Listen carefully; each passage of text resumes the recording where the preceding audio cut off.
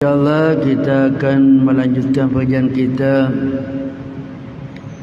setelah kita beberapa pertemuan menyebutkan bagaimana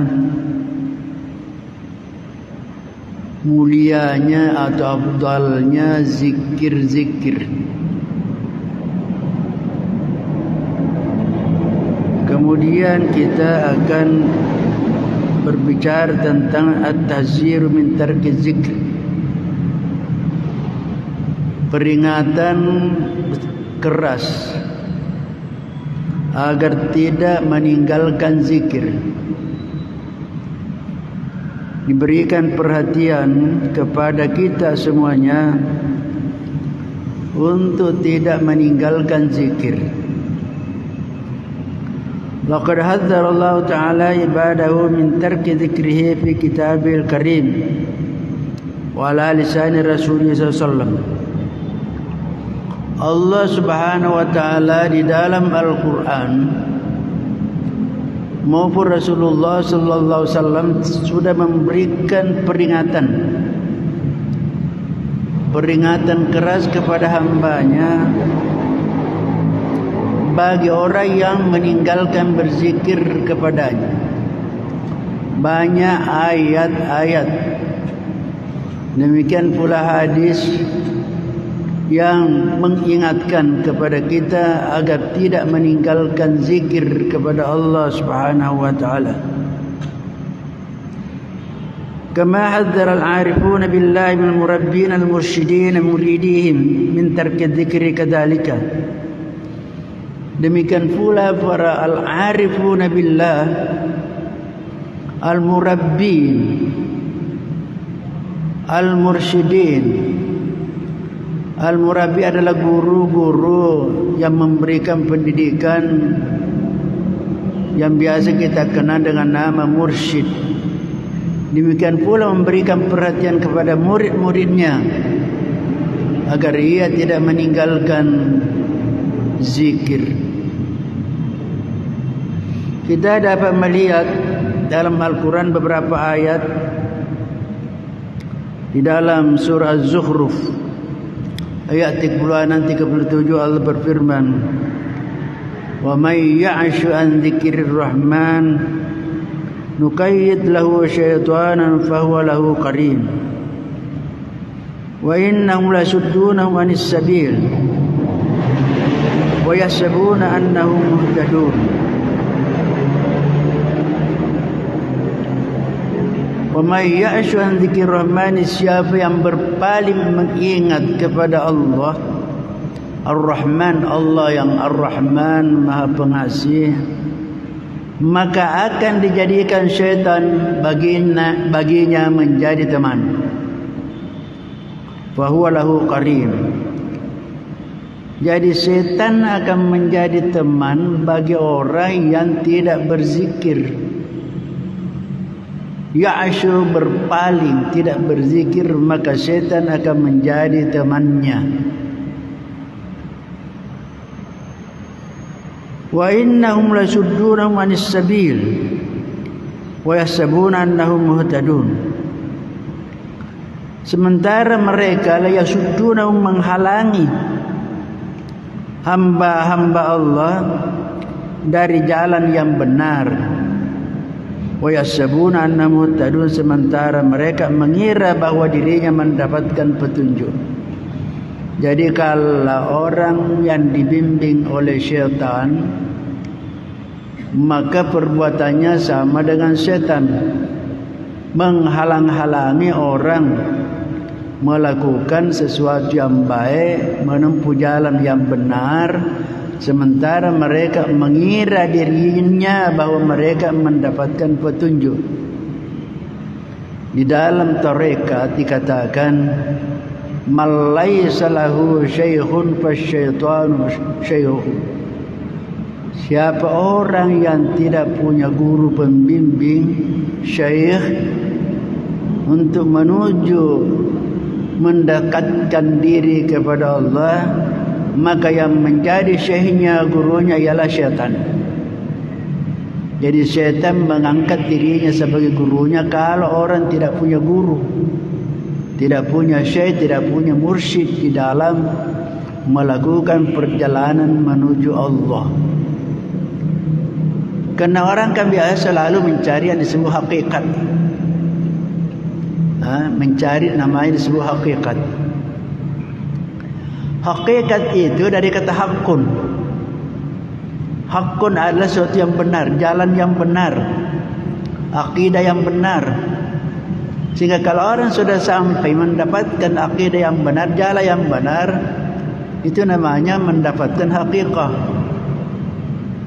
Hakikat itu adalah buah dari perjalanan seseorang melakukan syariah. Jadi ada syariat, ada tariqah, ada hakikat, ada ma'rifah. Syariat ialah aturan-aturan Allah yang dibebankan kepada hambanya. Disebut syariah, aturan-aturan, undang-undang. Di mana itu letaknya? Di mana kita bisa temukan yang berbicara tentang syariah ialah pada buku-buku fikih. Buku-buku fikih yang berbagai macam banyaknya yang dikarang ditulis oleh ulama-ulama mujtahid. Di situ kita bisa temukan fikih, aturan-aturan ibadah-ibadah, bagaimana caranya, apa syaratnya, ada rukunnya. Itulah namanya fikih syariah. Tetapi itu syariat, yaitu harus didukung oleh iman, akidah yang benar. Karena tanpa iman itu ibadah yang kita lakukan itu tidak benar.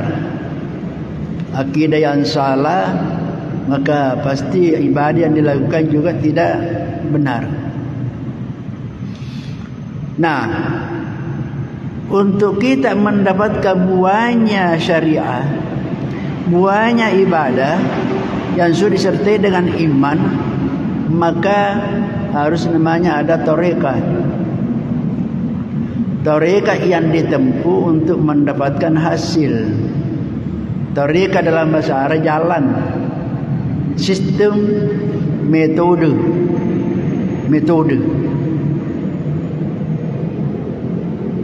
Nah, di mana kita mengetahui hakikat itu?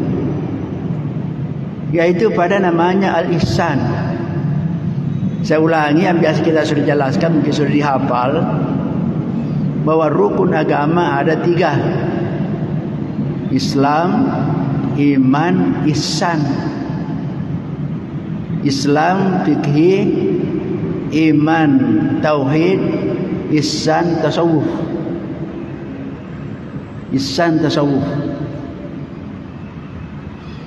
Orang yang tidak bertasawuf atau tidak bertarekat itu bisa salah jalan. Bisa salah jalan. Kenapa? Karena fikih itu hanya berbicara tentang rukun dan syarat. Apa syaratnya sehingga sah? Apa syaratnya sehingga puasa sah? Apa rukunnya puasa, syaratnya sehingga puasa menjadi sah? Itu dibicarakan di fikih. Tapi harus didasari dengan iman, tauhid yang betul. Sedangkan ihsan itu yang berbicara tentang diterimanya suatu ibadah. Salat, kalau kita sudah berwudu, menghadap kiblat, menutup aurat, itu syarat. Entah itu syaratnya, masuk waktu, itu syarat. Lalu melakukan rukunnya. Apa rukunnya? Takbir, berdiri takbir, baca Fatihah, ruku, sujud, tahiyat, salam. Itu adalah syarat, rukun daripada salat. Kalau sudah ada rukunnya, ada syaratnya, maka salat kita, puasa kita, haji kita sudah sah. Yang disebut sah tidak perlu lagi diulangi, karena sudah sah. Nanti lagi masuk waktunya salat, baru lagi wajib. Tetapi diterimanya satu ibadah mesti ikhlas. Mesti ikhlas. Ikhlas itu tidak ada dalam buku fikih. Tidak ada babul ikhlas. Di tauhid juga ilmu kalam tidak ada babul ikhlas. Yang di mana ditemukan? Di tasawuf. Berbicara ikhlas tentang riya, semua akhlak-akhlak yang mulia, semua akhlak-akhlak yang jelek, di mana ditemukan di ilmu tasawuf. Siapa yang mengajarkan? Para sufi. Para sufi. Jadi kalau orang tidak berihsan, yaitu amalnya bisa-bisa tidak diterima. Karena syarat diterimanya harus ikhlas, tidak riya, tidak riya. Jadi makanya itu sangat-sangat penting ada guru, ada syekh, ada mursyid. Kita akan diberikan pengajian-pengajian itu mursyid kita, guru kita. Tapi ada namanya khusus, namanya mursyid dalam tarekat. Dalam tarekat.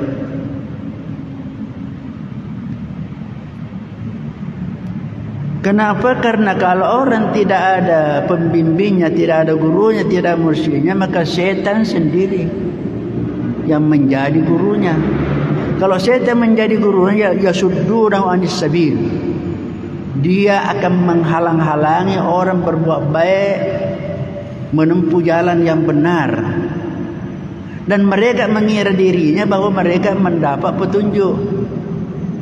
Ya kan banyak Patareka salah. Nak kira dirinya bahwa itu benar padahal salah. Baru-baru kita baca di berita. Ada di Goa, itu tarekat yang kalau sudah masuk dijamin masuk surga. Bayar sekian juta. Pasti banyak orang mau. Tapi kalau orang punya ilmu pasti tidak mau. Jadi siapa yang menjadi pengikutnya? Orang-orang yang tidak paham apa-apa, rakyat jelata. Yang paling banyak tukang-tukang beca. Itu. Kenapa? Karena mau enak. Tidak perlu sholat, jamin masuk surga, ada kartunya. Jaminan masuk surga, bukan main. Biar orang berapa juta bisa bayar. Tapi tertipu. Wahum yasabuna namutadu. Mereka mengira dirinya bahwa sudah mendapatkan petunjuk, padahal itu tidak. Kapan tidak berdasarkan Al-Quran dan hadis, jangan dipercaya. Orang sufi mengatakan kalau ada orang punya keistimewaan, karamah, mampu terbang di atas udara tanpa melalui pesawat, orang bisa berjalan di atas air tanpa perahu, tapi tidak melakukan syariat, jangan percaya. Itu setan, itu gurunya. Kemudian pada ayat surah Al-A'raf ayat 2205, wadhkur rabbaka fi nafsika tadarruan wa khifatan wa dunal jahri minal qawli bil ghuduwi wal asal wa la takun minal ghafilin.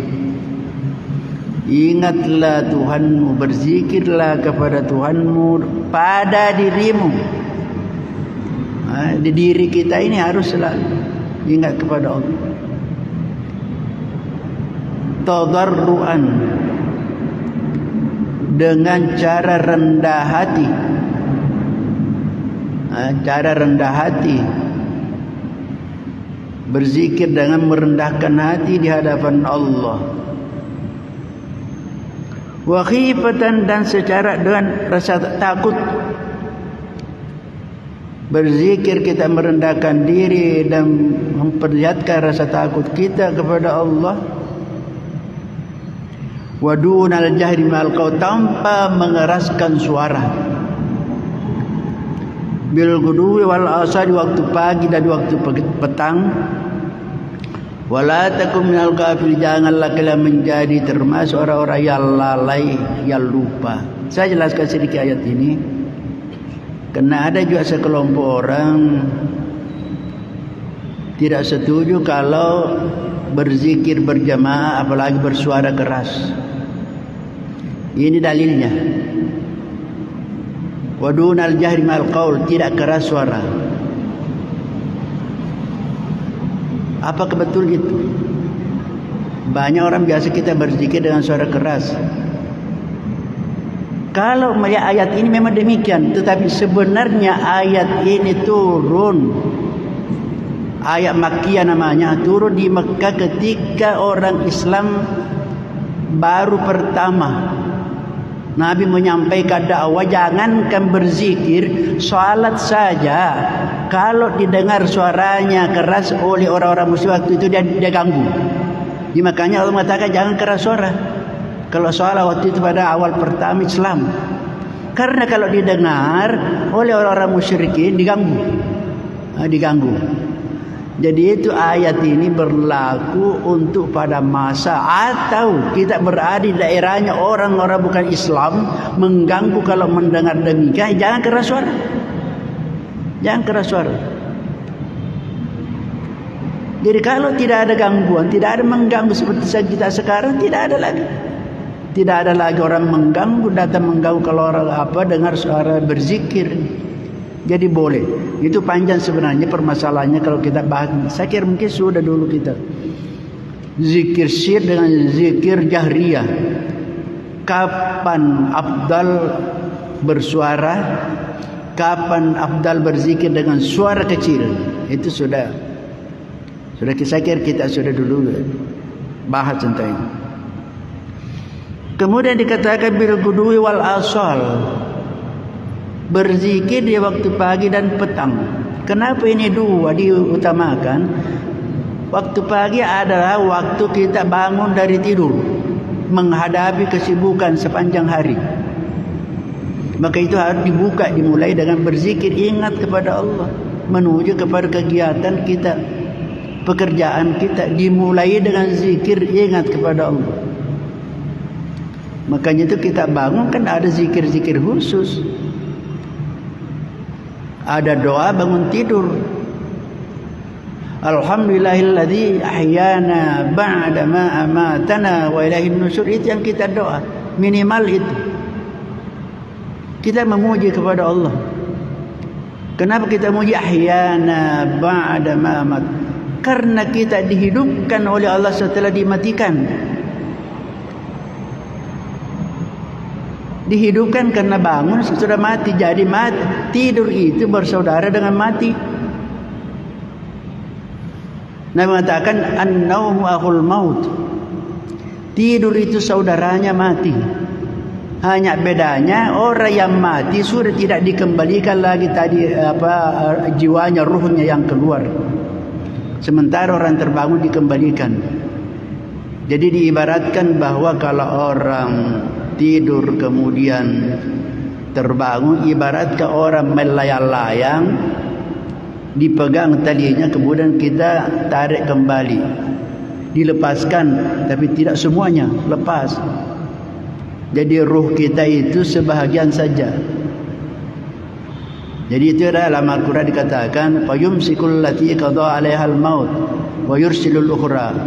Orang yang mati Allah lepaskan secara penuh, kemudian wa yursil ukhra, lalu Allah melepaskan, mengembalikan yang belum ditetapkan untuk mati, itu kita tidur. Jadi dalam Al-Quran dikatakan bahwa tidur itu serupa dengan mati. Serupa dengan mati. Makanya itu kita bangun tidur berdoa. Karena ada orang yang tidur langsung tidur terus, tidak bangun-bangun. Maka itu dikatakan an-naumu mautun sagir wal mautu naumun kabir. Tidur itu adalah mati kecil, sementara mati adalah tidur besar. Jadi ada keserupaan karena bersaudara. Karena bersaudara. Hanya bedanya rata-rata kita suka dan senang tidur. Tapi mungkin semua kita tidak senang mati. Padahal itu sebenarnya kalau tahu hakikatnya, tidak, pasti orang tidak takut mati. Kenapa? Sama aja tidur. Kalau tidur kan biasa kita mimpi. Mimpi ada mimpi yang baik, ada mimpi yang buruk. Orang yang mimpi baik kan senang. Tapi pasti orang mimpi yang baik tentu tidak ada yang hal-hal yang mengganggu sebelum tidur. Tapi kalau ada masalah-masalah yang mengganggu sebelum tidur itu, maka pasti mimpi-mimpinya tidak baik. Sama sebentar kalau orang meninggal. Ada meninggal seperti tidurnya enak, dimulai dengan rasa kantuk. Kita mengantuk saja kan sudah enak. Jadi ada orang tersiksa. Sama dengan kalau mimpi tersiksa, dikejar-kejar, ada yang mau bunuh. Itu sehingga orang berteriak, sama dengan itu. Artinya perumpamaan tidak persis sama betul, tetapi itu Allah memberikan perumpamaan. Karena kalau kita mimpi dikejar-kejar mau dibunuh, masih ada harapan kalau terbangun. Kan biasa kita mimpi begitu. Mudah-mudahan ini bukan sebetulnya. Biasa itu kita rasakan. Tapi kalau sudah mati betul, sudah terbukti, sudah tidak bisa ada lagi. Jadi itu apa?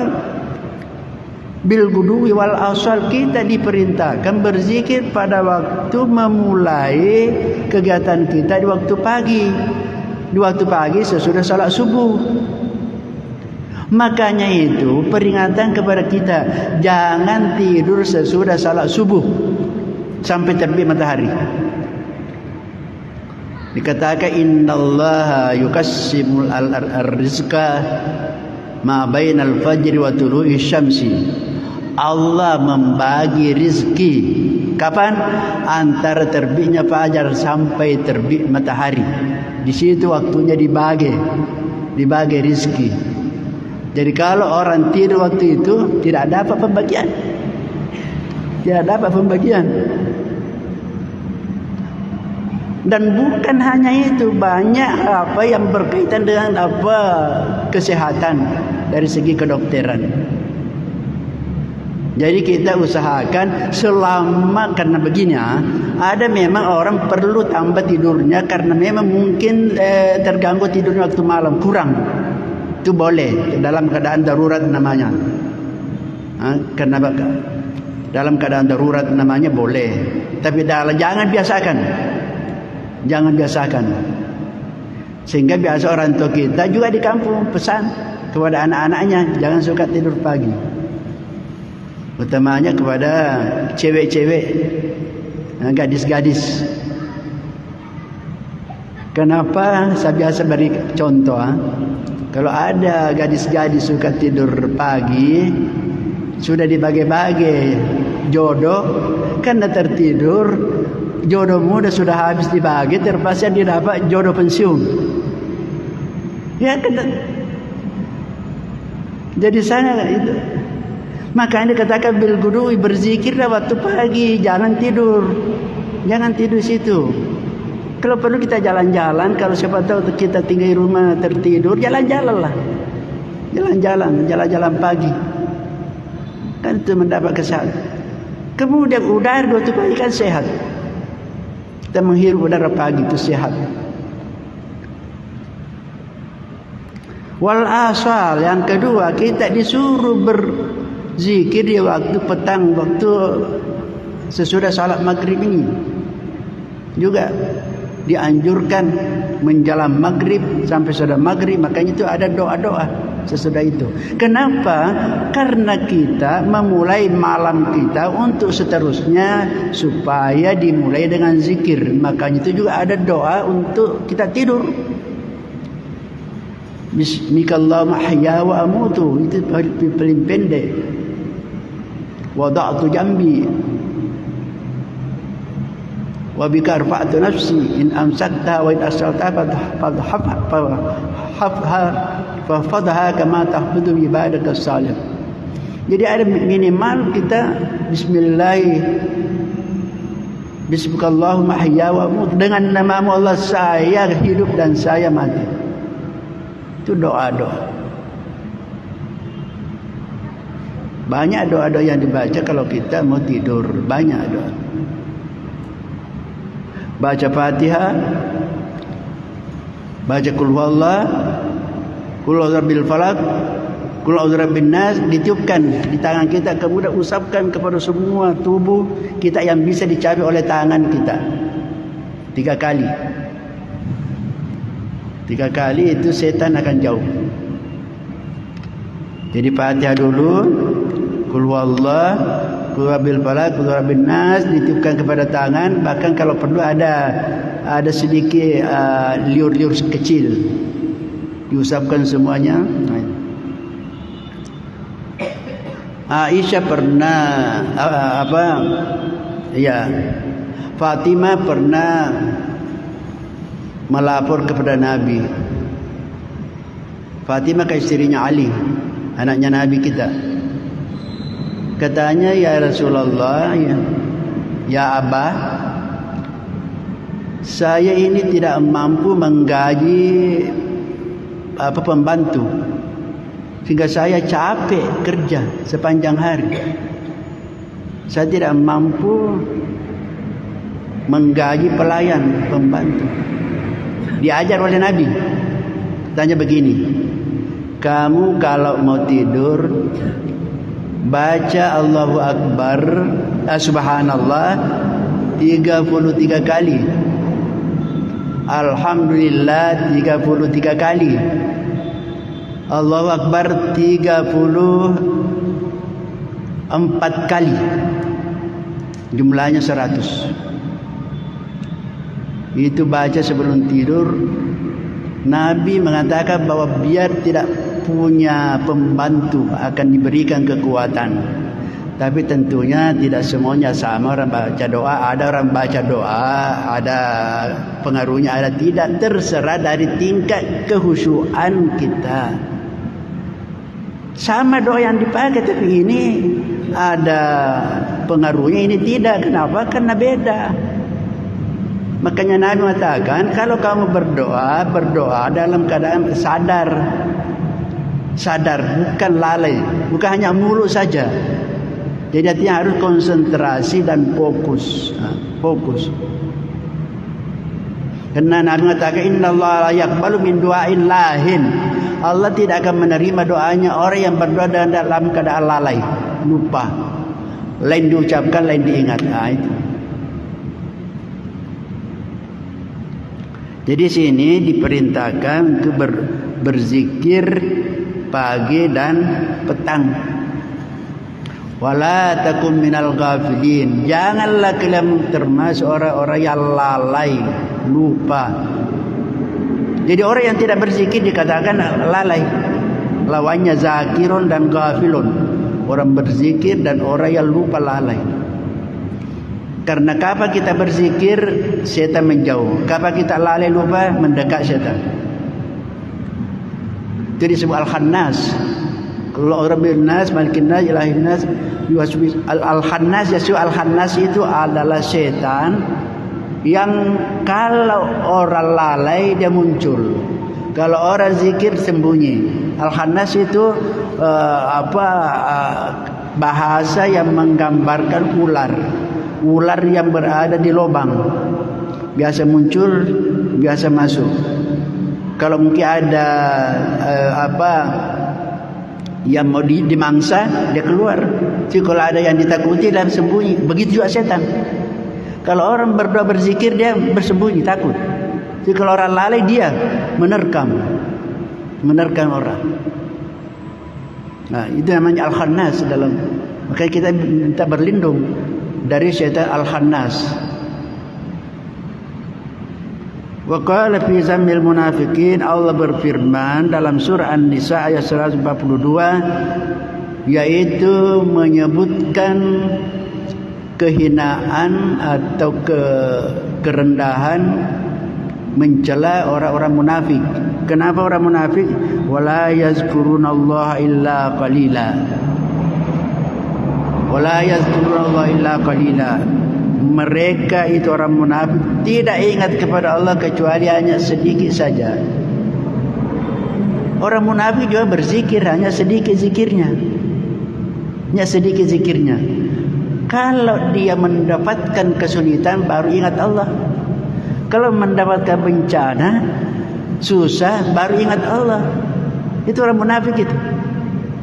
Jadi orang munafik itu selain tanda-tandanya kita sudah tahu, maka ada juga karakternya, yaitu hanya sedikit saja ingat kepada Allah. Wala yadhkurullaha qalila. Idza qamu ila sholati qamu kusala. Itu dalam sebelumnya ini potongannya ayat. Idza qamu ila sholati, kalau mereka berdiri untuk melakukan salat, qamu kusala, mereka bermalas-malasan. Bermalas-malasan, kusala, yaitu bermalas-malasan, seperti seakan-akan terpaksa. Terpaksa. Itulah ayat yang menjelaskan tentang pentingnya zikir dan peringatan untuk kita tidak tinggalkan berzikir, karena akan dikuasai kita oleh syaitan kalau tidak berzikir. Saya biasa jelaskan, zikir itu gampang sekali, tidak memerlukan biaya, tidak memerlukan dana besar, gampang sekali zikir. Kenapa? Lidah saja dan bibir, bahkan bisa keduanya itu tidak kalau zikir dengan hati. Tadi dalam pengajian terdekat di rumah, saya jelaskan kenapa orang yang sedikit mau berzikir. Kenapa? Karena pahalanya zikir sangat-sangat besar. Kalau ada barang dijual mahal, harganya sedikit orang beli, pasti sedikit orang beli. Kalau barang mahal, yang banyak orang beli barang yang murah, pasti. Emas kan mahal harganya, dan tidak setiap hari orang belanja beli emas. Barang apa saja mahal harganya tidak banyak orang mampu beli. Sama dengan zikir. Zikir ini karena pahalanya sangat tinggi, tidak semuanya orang bisa. Allah mengatakan wala dzikrullahi akbar, sungguh berzikir kepada Allah akbar adalah ibadah yang paling besar. Itu akbar dalam bahasa Arab namanya isim tafdil, sangat akbar. Beda dengan kabir. Kalau kabir itu besar, kalau akbar sangat besar. Jadi berzikir itu akbar, ibadah yang paling besar kala semua ibadah-ibadah lain. Saya kira dulu kita sudah jelaskan. Ibadah lain, puasa tidak bisa kita lakukan kalau bukan bulan Ramadan, itu puasa Ramadan. Dan ada waktu tertentu. Salat juga demikian, tidak bisa salat kalau belum masuk waktu. Tidak ada wudu, harus menghadap kiblat. Kalau zikir tidak. Zikir kapan saja, tidak ada waktu tertentu, tidak mesti berwudu, tidak ada waktu tertentu harus itu, tidak, kapan saja dan di mana saja. Karena zikir adalah ibadah yang sangat besar pahalanya, maka Allah menjanjikan pahala juga yang paling besar. Apa pahala yang paling besar? Balasan dari Allah paling besar ialah mendapatkan ridhanya. Dalam Al-Quran Allah mengatakan waridwanum minallahi akbar. Ridhanya Allah itu balasan yang paling besar. Jadi ibadah yang paling besar mendapat pahala yang paling besar. Apa ridhanya Allah? Kalau mendapat ridha Allah, yang lain sudah didapat. Surganya sudah didapat, semua rahmatnya, bantuannya sudah dapat. Kalau ridhanya Allah, karena Allah sudah senang, maka semuanya yang kebutuhannya akan diberikan.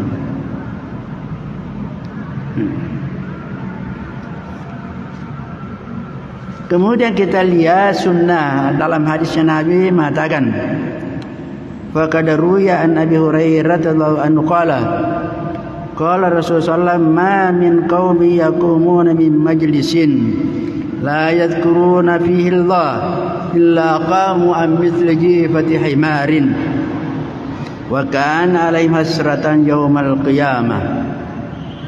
Dari Abi Hurairah radhiyallahu anhu, dia mengatakan Rasulullah bersabda, apa kata Nabi?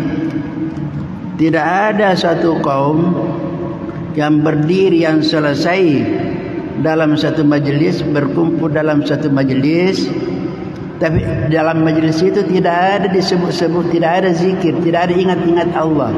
Semuanya pembicaraannya yang dibahas hal-hal yang tidak ada kaitannya dengan ingat kepada Allah, tidak ada zikir. Maka mereka kalau sudah bangun selesai pertemuannya itu, dikatakan qamu, mereka berdiri mislu jifati himarin, seperti bangkainya himar. Himar itu semacam kuda, keledai.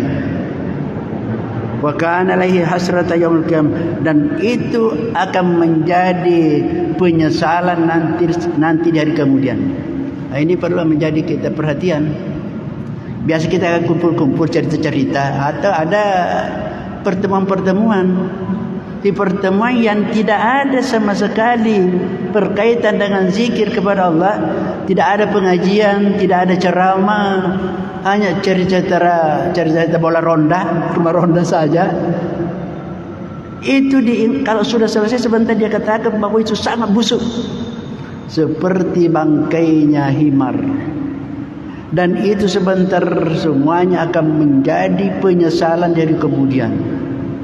Jadi sebentar dari kemudian akan menyesal semua orang. Kenapa dulu kita ini ada majelis perkumpulan kerukunan keluarga? Kan sekarang ada semua. Perkumpulan keluarga Wajo, perkumpulan keluarga Boni, semuanya ada perkumpulannya. Tapi kalau ada pertemuan-pertemuan, tidak ada sama sekali ceramah-ceramah, peringatan-peringatan tentang agama, tentang zikir kepada Allah, itulah perkumpulan yang busuk, akan menjadi penyesalan sebenarnya. Jadi tolong diingat kita yang ada perkumpulan-perkumpulannya. Kalau ada diadakan majelis-majelis, supaya ada pengajian-pengajian, minimal zikir, salawat kepada Nabi, baca Quran. Itu supaya majelis kita tidak menjadi majelis seperti bangkai.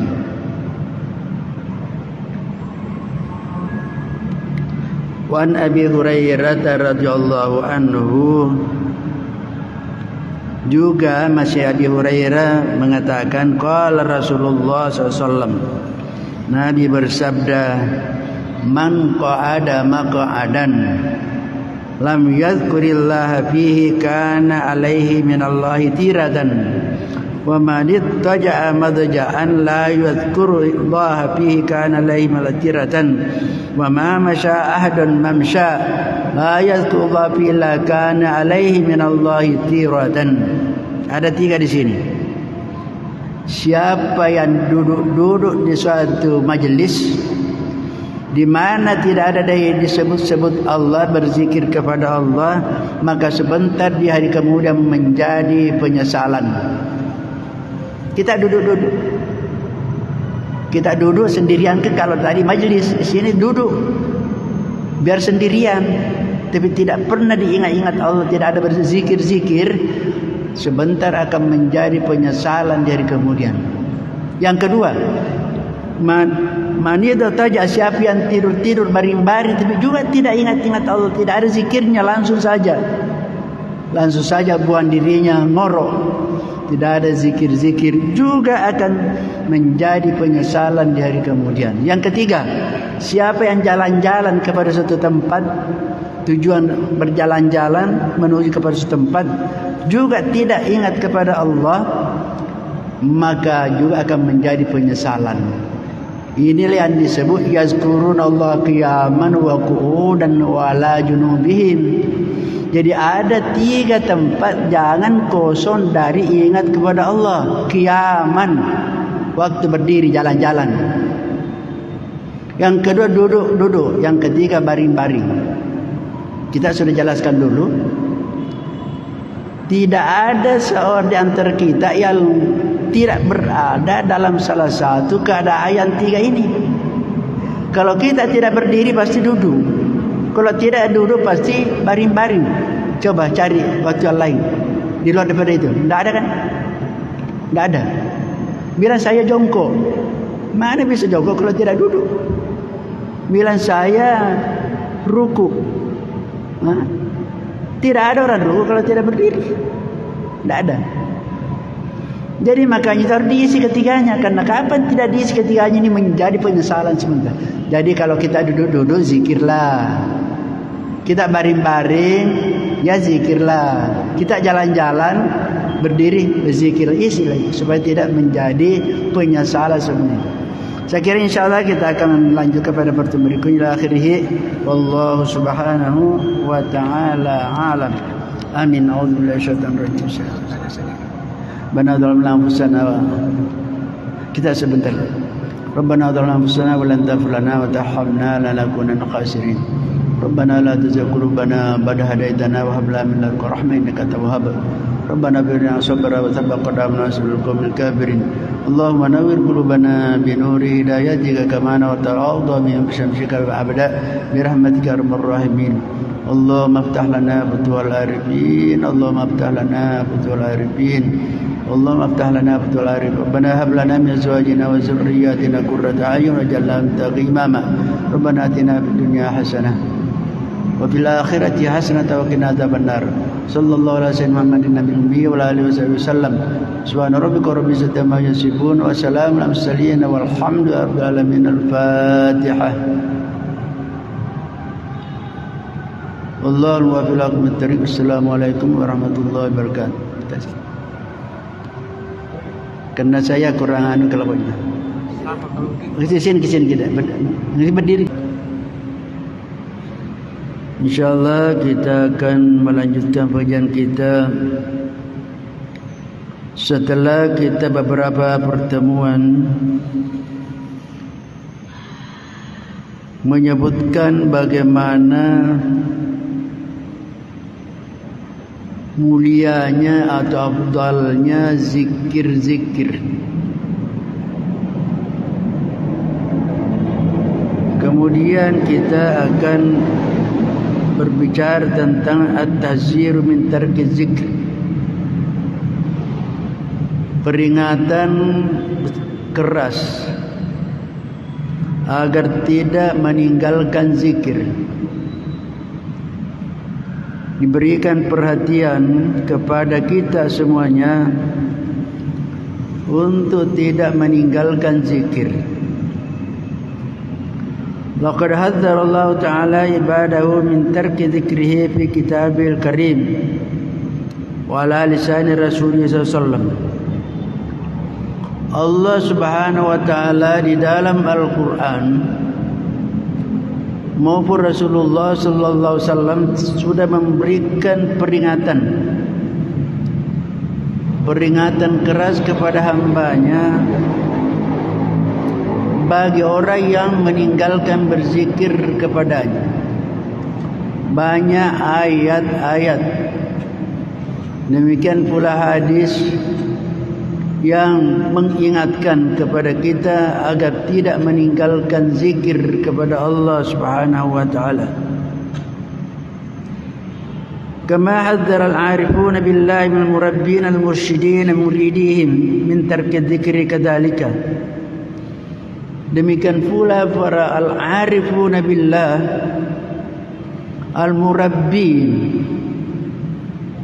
al-mursyidin Al-murabbi adalah guru-guru yang memberikan pendidikan yang biasa kita kenal dengan nama mursyid. Demikian pula memberikan perhatian kepada murid-muridnya agar ia tidak meninggalkan zikir. Kita dapat melihat dalam Al-Quran beberapa ayat di dalam surah Az-Zukhruf ayat 36-37 Allah berfirman, "Wa may ya'shu an dzikrir rahman nuqayyid lahu syaitanan fahuwa lahu qarin wa innahum lasuddunahum 'anis sabil wa yahsabuna annahum muhtadun."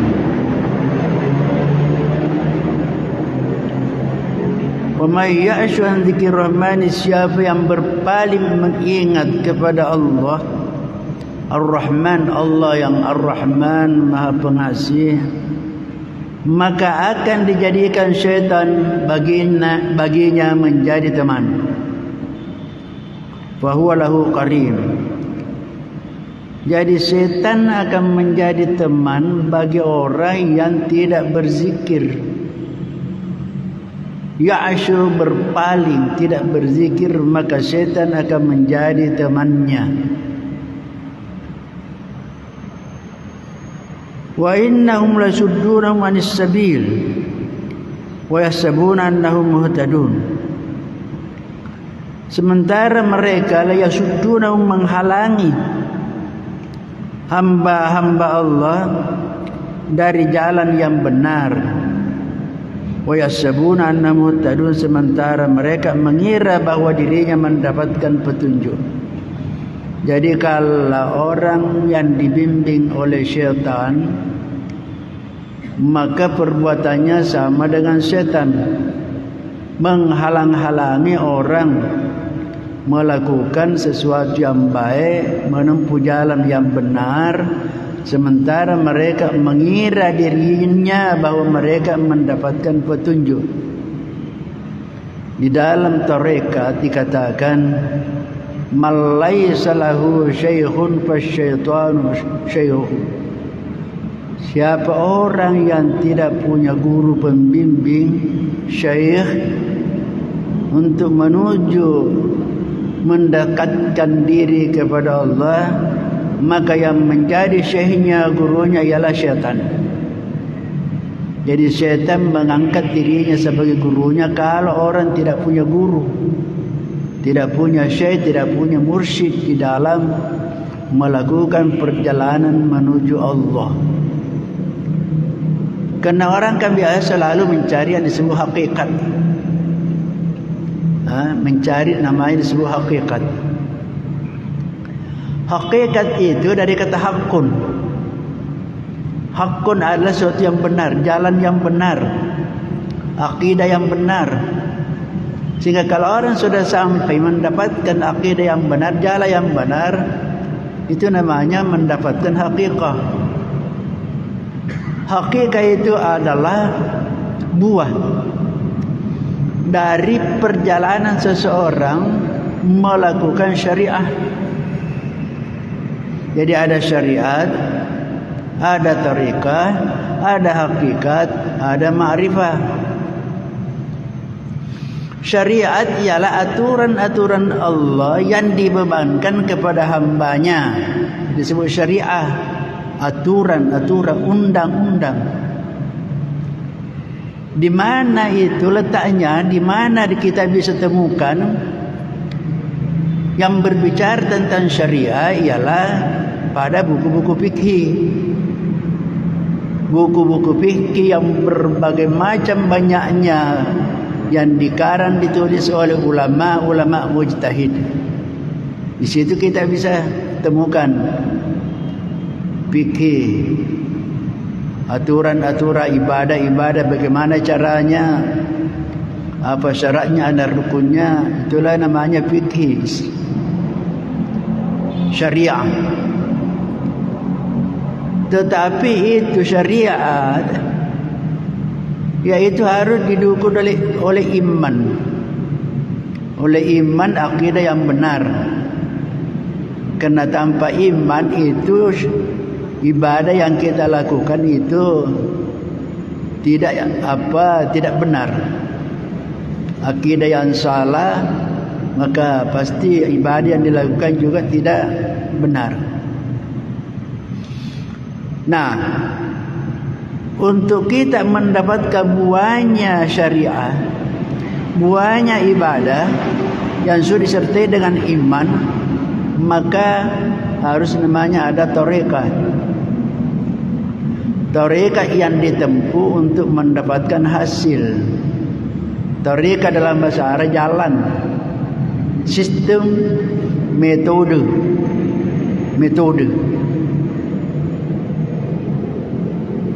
Nah, di mana kita mengetahui hakikat itu?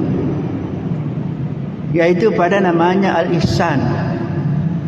Saya ulangi yang biasa kita sudah jelaskan, mungkin sudah dihafal, bahwa rukun agama ada 3: Islam, iman, ihsan.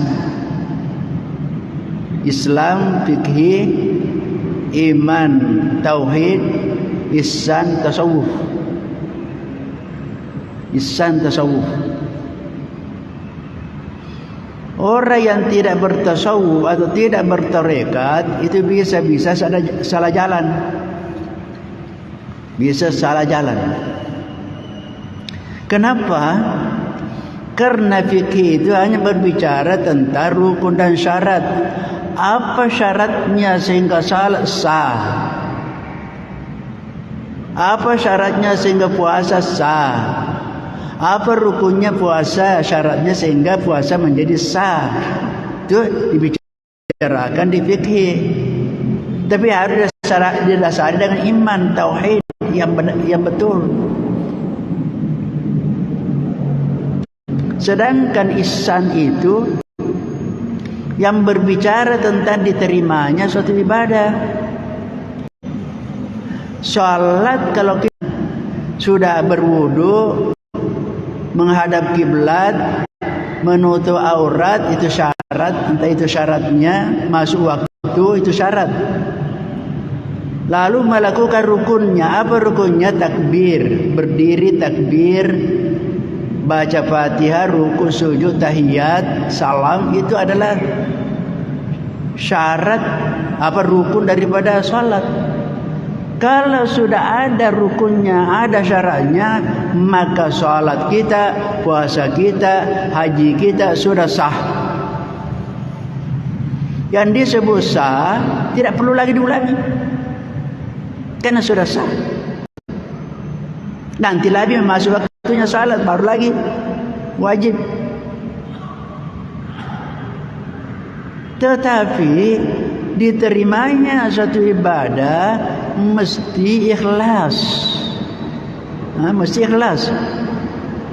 Ikhlas itu tidak ada dalam buku fikih. Tidak ada babul ikhlas. Di tauhid juga ilmu kalam tidak ada babul ikhlas. Yang di mana ditemukan? Di tasawuf. Berbicara ikhlas tentang riya, semua akhlak-akhlak yang mulia, semua akhlak-akhlak yang jelek, di mana ditemukan di ilmu tasawuf. Siapa yang mengajarkan? Para sufi. Para sufi. Jadi kalau orang tidak berihsan, yaitu amalnya bisa-bisa tidak diterima. Karena syarat diterimanya harus ikhlas, tidak riya, tidak riya. Jadi makanya itu sangat-sangat penting ada guru, ada syekh, ada mursyid. Kita kan diberikan pengajian-pengajian itu mursyid kita, guru kita. Tapi ada namanya khusus, namanya mursyid dalam tarekat. Dalam tarekat.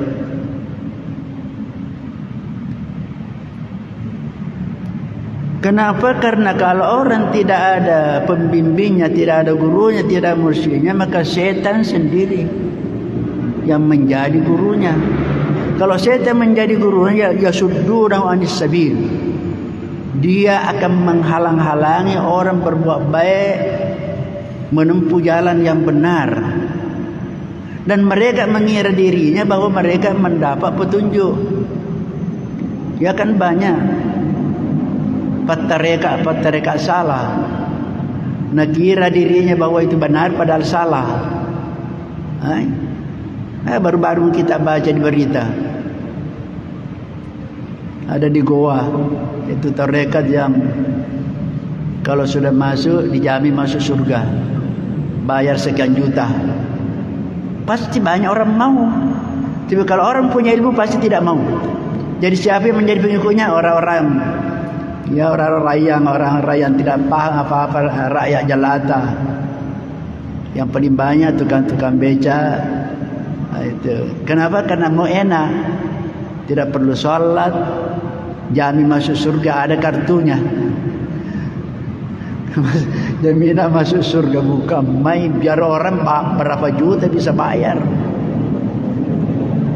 Tapi tertipu. Wahum yasabuna namutadu. Mereka mengira dirinya bahwa sudah mendapatkan petunjuk, padahal itu tidak. Kapan tidak berdasarkan Al-Quran dan hadis, jangan dipercaya.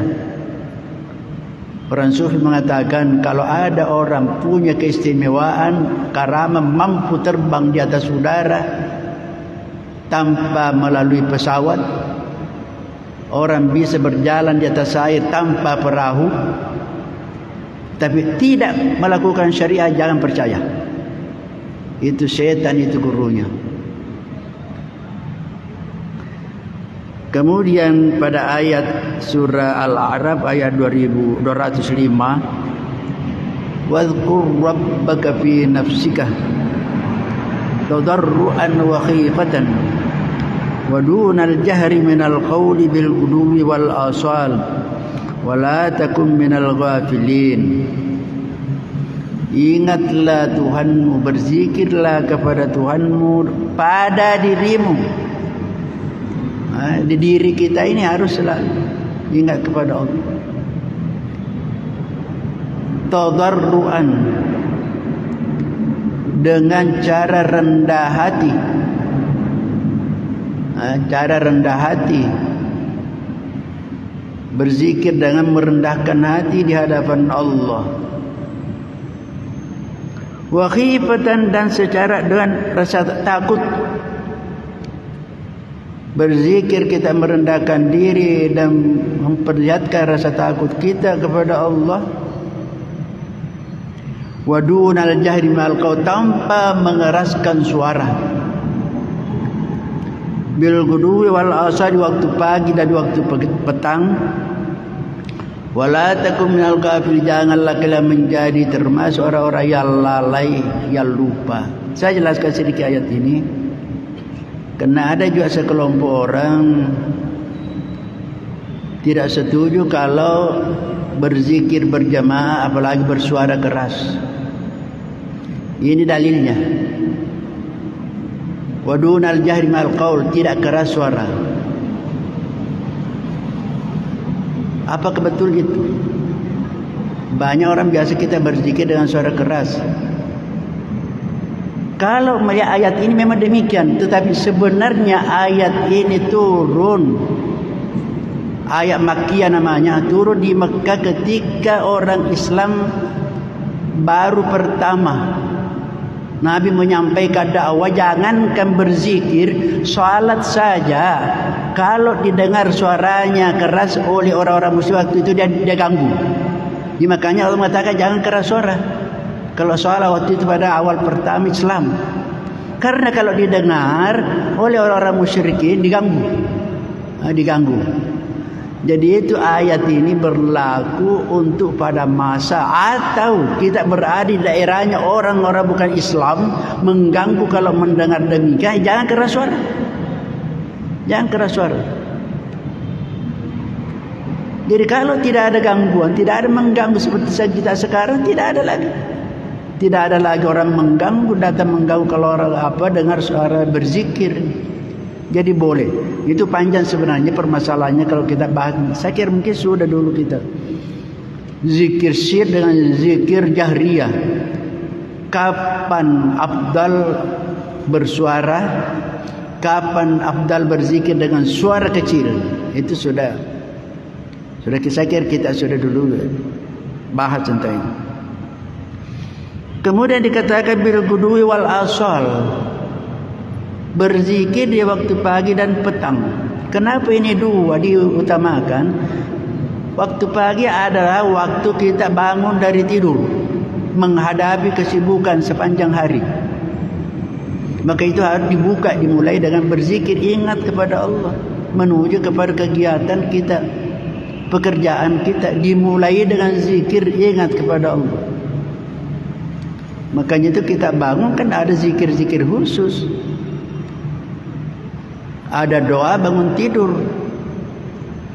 Alhamdulillahilladzi ahyana ba'da ma amatana wa ilaihin nusyur. Itu yang kita doa. Minimal itu. Kita memuji kepada Allah. Kenapa kita memuji ahyana ba'da ma amat?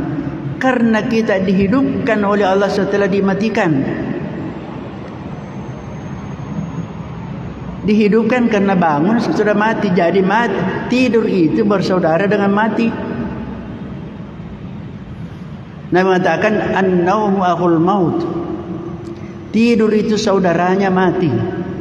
Hanya bedanya orang yang mati sudah tidak dikembalikan lagi tadi jiwanya, ruhnya yang keluar. Sementara orang terbangun dikembalikan.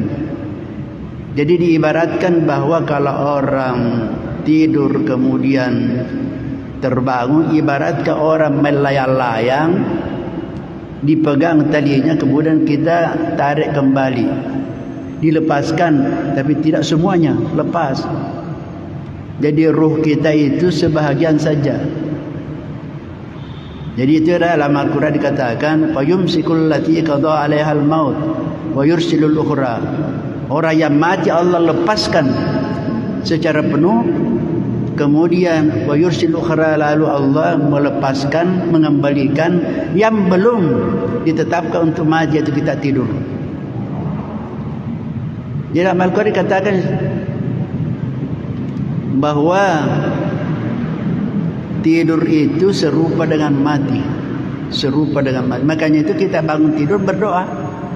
Karena ada orang yang tidur langsung tidur terus, tidak bangun-bangun. Maka itu dikatakan an-naumu mautun sagir wal mautu naumun kabir. Tidur itu adalah mati kecil, sementara mati adalah tidur besar. Jadi ada keserupaan karena bersaudara. Karena bersaudara. Hanya bedanya rata-rata kita suka dan senang tidur, tapi mungkin semua kita tidak senang mati. Padahal itu sebenarnya kalau tahu hakikatnya, tidak, pasti orang tidak takut mati. Kenapa? Sama aja tidur. Kalau tidur kan biasa kita mimpi. Mimpi ada mimpi yang baik, ada mimpi yang buruk. Orang yang mimpi baik kan senang. Tapi pasti orang mimpi yang baik tentu tidak ada yang hal-hal yang mengganggu sebelum tidur.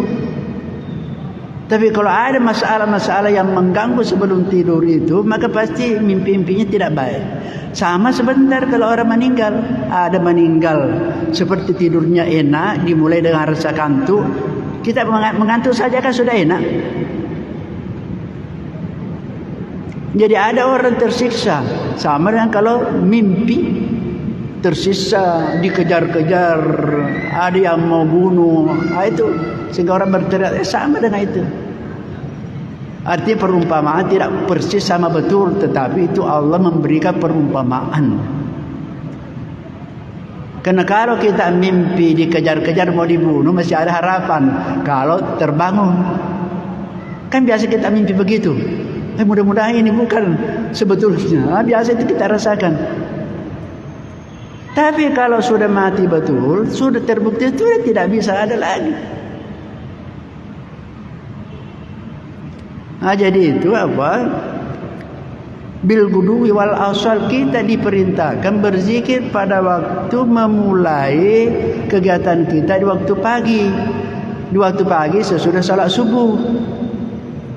Makanya itu peringatan kepada kita, jangan tidur sesudah salat subuh sampai terbit matahari. Dikatakan innallaha yukassimul rizqa ma bainal fajri wa tulu'i syamsi. Allah membagi rizki kapan? Antara terbitnya fajar sampai terbit matahari. Di situ waktunya dibagi rizki. Jadi kalau orang tidur waktu itu tidak dapat pembagian. Tidak dapat pembagian. Dan bukan hanya itu, banyak apa yang berkaitan dengan kesehatan dari segi kedokteran. Jadi kita usahakan selama, karena begini ada memang orang perlu tambah tidurnya karena memang mungkin terganggu tidurnya waktu malam kurang. Itu boleh dalam keadaan darurat namanya. Karena dalam keadaan darurat namanya boleh. Tapi jangan biasakan. Jangan biasakan. Sehingga biasa orang tua kita juga di kampung pesan kepada anak-anaknya jangan suka tidur pagi. Utamanya kepada cewek-cewek, gadis-gadis. Kenapa? Saya biasa beri contoh. Kalau ada gadis-gadis suka tidur pagi, sudah dibagi-bagi jodoh, karena tertidur, jodoh muda sudah habis dibagi, terpaksa dia dapat jodoh pensiun. Ya kan? Jadi sana itu. Makanya dikatakan bil gudui, berzikirlah waktu pagi, jangan tidur. Jangan tidur situ. Kalau perlu kita jalan-jalan, kalau siapa tahu kita tinggal di rumah tertidur, jalan-jalan lah. Jalan-jalan pagi. Kan itu mendapat kesehatan. Kemudian udara waktu pagi kan sehat. Kita menghirup udara pagi itu sehat.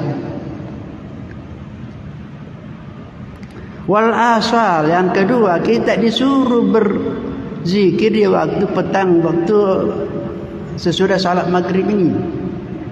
Juga dianjurkan menjelang maghrib sampai sudah maghrib, makanya itu ada doa-doa sesudah itu. Kenapa? Karena kita memulai malam kita untuk seterusnya supaya dimulai dengan zikir. Makanya itu juga ada doa untuk kita tidur. Bismikallahumma ahya wa amutu, itu paling pendek. Wada'tu jambi wa bika arfa'tu nafsi in amsakta wa in asralta fahfadha kama tahfudu ibadaka salih. Jadi ada minimal kita Bismillahirrahmanirrahim ahya wa amut, dengan namamu Allah saya hidup dan saya mati. Itu doa-doa. Banyak doa-doa yang dibaca kalau kita mau tidur, banyak doa. Baca Fatihah, baca Qul huwallah, Qul a'udzu birabbil falaq, Qul a'udzu birabbin nas, ditiupkan di tangan kita, kemudian usapkan kepada semua tubuh kita yang bisa dicapai oleh tangan kita 3 kali. 3 kali itu setan akan jauh. Jadi Fatihah dulu, Qul huwallah, Qul a'udzu birabbil falaq, Qul a'udzu birabbin nas, ditiupkan kepada tangan, bahkan kalau perlu ada sedikit liur-liur kecil diusapkan semuanya. Aisyah pernah Fatimah pernah melapor kepada Nabi. Fatimah ke istrinya Ali, anaknya Nabi kita. Katanya, ya Rasulullah, ya Abah, saya ini tidak mampu menggaji pembantu, sehingga saya capek kerja sepanjang hari. Saya tidak mampu menggaji pelayan pembantu. Diajar oleh Nabi. Tanya begini, kamu kalau mau tidur baca Allahu Akbar, subhanallah 33 kali, alhamdulillah 33 kali, Allahu Akbar 34 kali, jumlahnya 100. Itu baca sebelum tidur. Nabi mengatakan bahwa biar tidak punya pembantu akan diberikan kekuatan. Tapi tentunya tidak semuanya sama orang baca doa. Ada orang baca doa, ada pengaruhnya, ada tidak. Terserah dari tingkat kehusyuan kita. Sama doa yang dipakai, tapi ini ada pengaruhnya, ini tidak. Kenapa? Karena beda. Makanya Nabi mengatakan, kalau kamu berdoa dalam keadaan sadar, bukan lalai, bukan hanya mulut saja. Jadi artinya harus konsentrasi dan fokus. Karena Nabi mengatakan, innallaha la yaqbalu min du'ain lahin. Allah tidak akan menerima doanya orang yang berdoa dalam keadaan lalai, lupa. Lain diucapkan, lain diingat. Itu. Jadi sini diperintahkan untuk berzikir pagi dan petang. Wala takum minal ghafilin. Janganlah kalian termasuk orang-orang yang lalai, lupa. Jadi orang yang tidak berzikir dikatakan lalai. Lawannya zakirun dan ghafilun. Orang berzikir dan orang yang lupa, lalai. Karena kapan kita berzikir, setan menjauh. Kapan kita lalai lupa, mendekat setan. Itu disebut Al-Khannas. Kalau orang bernas, malikin nas, ilahin nas, Al-Khannas, Yesus Al-Khannas itu adalah setan yang kalau orang lalai dia muncul. Kalau orang zikir sembunyi. Al-Khannas itu bahasa yang menggambarkan ular. Ular yang berada di lubang, biasa muncul, biasa masuk. Kalau mungkin ada yang mau dimangsa, dia keluar. Jadi kalau ada yang ditakuti dan sembunyi, begitu juga setan. Kalau orang berdoa berzikir, dia bersembunyi, takut. Jadi kalau orang lalai, dia menerkam orang. Nah, itu namanya Al-Khannas dalam. Makanya kita minta berlindung dari syaitan Al-Khannas.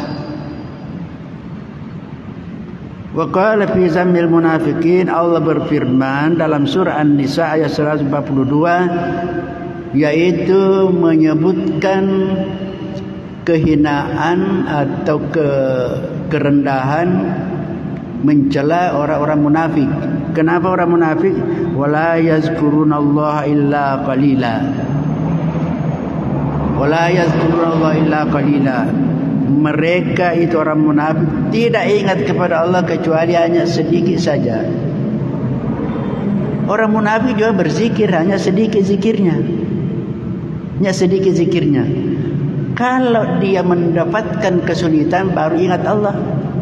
Kalau mendapatkan bencana, susah, baru ingat Allah. Itu orang munafik itu.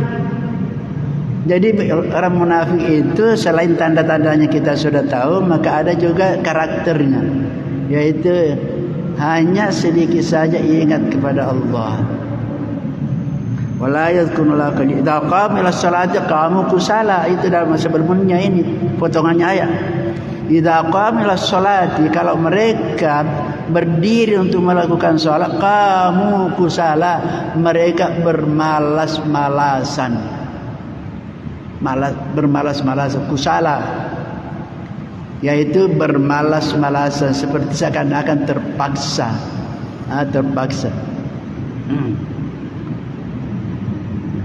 Itulah ayat yang menjelaskan tentang pentingnya zikir dan peringatan untuk kita tidak tinggalkan berzikir, karena akan dikuasai kita oleh syaitan kalau tidak berzikir. Saya biasa jelaskan, zikir itu gampang sekali, tidak memerlukan biaya, tidak memerlukan dana besar, gampang sekali. zikir. Kenapa? Lidah saja dan bibir. Bahkan bisa keduanya itu tidak kalau zikir dengan hati. Tadi dalam pengajian tarekat di rumah saya jelaskan kenapa orang yang sedikit mau berzikir. Kenapa? Karena pahalanya zikir sangat-sangat besar. Kalau ada barang dijual mahal, harganya sedikit orang beli, pasti sedikit orang beli. Kalau barang mahal, yang banyak orang beli barang yang murah. Pasti. Emas kan mahal harganya, dan tidak setiap hari orang belanja beli emas.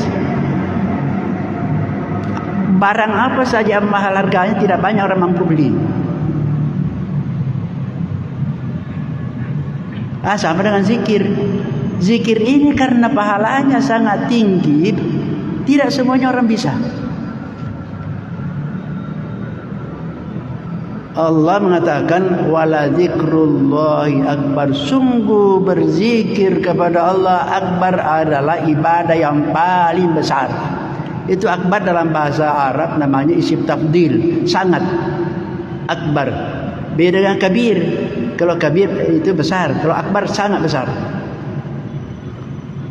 Jadi berzikir itu akbar, ibadah yang paling besar kala semua ibadah-ibadah lain. Saya kira dulu kita sudah jelaskan. Ibadah lain puasa tidak bisa kita lakukan kalau bukan bulan Ramadan, itu puasa Ramadan. Dan ada waktu tertentu. Salat juga demikian, tidak bisa salat kalau belum masuk waktu. Tidak ada wudu, harus menghadap kiblat. Kalau zikir tidak. Zikir kapan saja, tidak ada waktu tertentu. Tidak mesti berwudu, tidak ada waktu tertentu harus itu, tidak. Kapan saja dan di mana saja. Karena zikir adalah ibadah yang sangat besar pahalanya, maka Allah menjanjikan pahala juga yang paling besar. Apa pahala yang paling besar? Balasan dari Allah paling besar ialah mendapatkan ridhanya. Dalam Al-Quran Allah mengatakan wa ridwanum minallahi akbar. Ridhanya Allah itu balasan yang paling besar. Jadi ibadah yang paling besar mendapatkan pahala yang paling besar. Apa? Ridhanya Allah. Kalau mendapat ridha Allah, yang lain sudah didapat. Surganya sudah didapat, semua rahmatnya, bantuannya sudah dapat. Kalau ridhanya Allah, karena Allah sudah senang, maka semuanya yang kebutuhannya akan diberikan.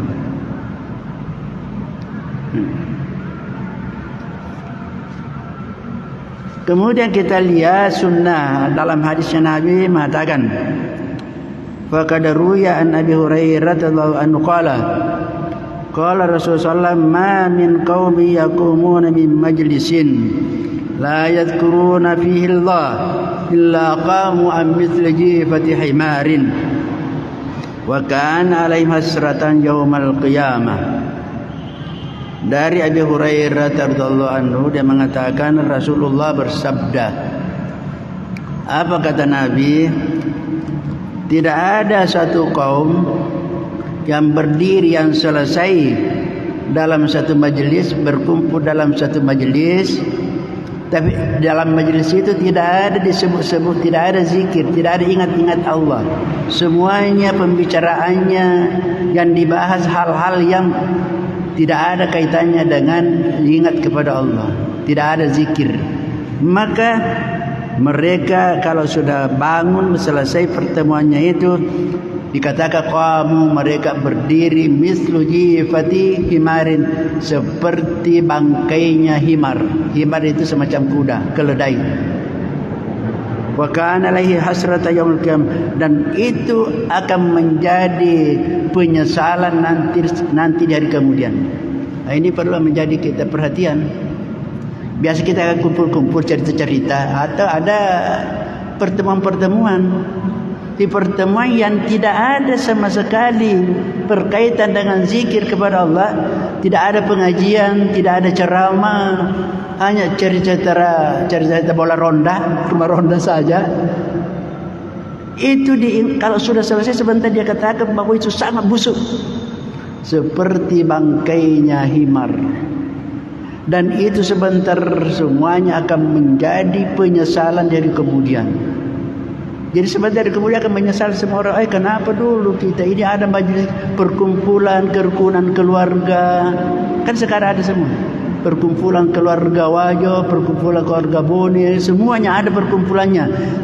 Tapi kalau ada pertemuan-pertemuan tidak ada sama sekali ceramah-ceramah, peringatan-peringatan tentang agama, tentang zikir kepada Allah, itulah perkumpulan yang busuk, akan menjadi penyesalan sebenarnya.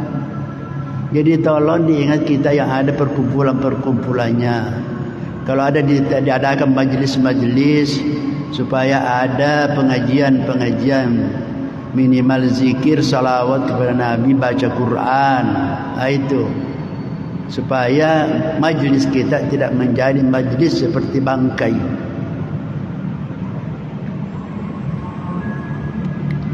Wa an Abi Hurairah radhiyallahu anhu, juga masih Abi Hurairah mengatakan, qala Rasulullah SAW, Nabi bersabda, man qa'ada maq'adan lam yadhkurillaha fihi kana alaihi minallahi tiradan, wa man ittaja'a madja'an la yadhkurullaha fihi kana alaihi minallahi tiratan, wa ma masya ahadun mamsha la yadhkurullaha fihi la kana alaihi minallahi tiratan. Ada 3 di sini. Siapa yang duduk di suatu majelis di mana tidak ada daya disebut-sebut Allah, berzikir kepada Allah, maka sebentar di hari kemudian menjadi penyesalan. Kita duduk sendirian ke, kalau tadi majelis, di sini duduk biar sendirian, tapi tidak pernah diingat-ingat Allah, tidak ada berzikir-zikir, sebentar akan menjadi penyesalan dari kemudian. Yang kedua, manida taja, siapa yang tidur-tidur baring-baring tapi juga tidak ingat-ingat Allah, tidak ada zikirnya, langsung saja buang dirinya ngorok, tidak ada zikir-zikir, juga akan menjadi penyesalan di hari kemudian. Yang ketiga, siapa yang jalan-jalan kepada suatu tempat, tujuan berjalan-jalan menuju kepada suatu tempat, juga tidak ingat kepada Allah, maka juga akan menjadi penyesalan. Inilah yang disebut yazkurunallaha qiyaman wa qu'udan wa ala junubihim. Jadi ada 3 tempat jangan kosong dari ingat kepada Allah. Qiyaman, waktu berdiri jalan-jalan. Yang kedua duduk. Yang ketiga baring-baring. Kita sudah jelaskan dulu. Tidak ada seorang di antara kita yang tidak berada dalam salah satu keadaan yang 3 ini. Kalau kita tidak berdiri pasti duduk. Kalau tidak duduk pasti baring-baring. Coba cari waktu yang lain di luar daripada itu. Tidak ada kan? Tidak ada. Bilang saya jongkok, mana bisa jongkok kalau tidak duduk? Bilang saya ruku, tidak ada orang ruku kalau tidak berdiri. Tidak ada. Jadi makanya harus diisi ketiganya. Karena kapan tidak diisi ketiganya ini menjadi penyesalan sebentar. Jadi kalau kita duduk-duduk zikirlah. Kita baring-baring ya zikirlah. Kita jalan-jalan berdiri berzikir, isi lagi supaya tidak menjadi penyesalan sebenarnya. Saya kira insyaallah kita akan lanjut kepada pertemuan berikutnya. Akhirih wallahu subhanahu wa ta'ala alam. Amin. A'udzubillahi minasyaitonir rajim. Rabbana zalamna anfusana, kita sebentar. Rabbana zalamna anfusana wa lan taghfir lana wa tarhamna lanakunanna khasirin. Rabbana la tuzigh qulubana ba'da hadaytana wa hab lana min ladunka rahmatan innaka antal wahhab. ربنا بنا صبر وثبت قدامنا سبل القوم الكافرين اللهم نور قلوبنا بنور هدايتك كما نورت الأرض بشمسك أبدا برحمتك يا أرحم الراحمين اللهم افتح لنا فتوح العارفين اللهم افتح لنا فتوح العارفين اللهم افتح لنا فتوح العارفين ربنا هب لنا من أزواجنا وذرياتنا قرة أعين واجعلنا للمتقين إماما ربنا آتنا في الدنيا حسنة وفي الآخرة حسنة وقنا عذاب النار صلى الله على سيدنا محمد النبي الأمي وعلى آله وصحبه وسلم سبحان ربك رب العزة عما يصفون وسلام على المرسلين والحمد لله رب العالمين الفاتحة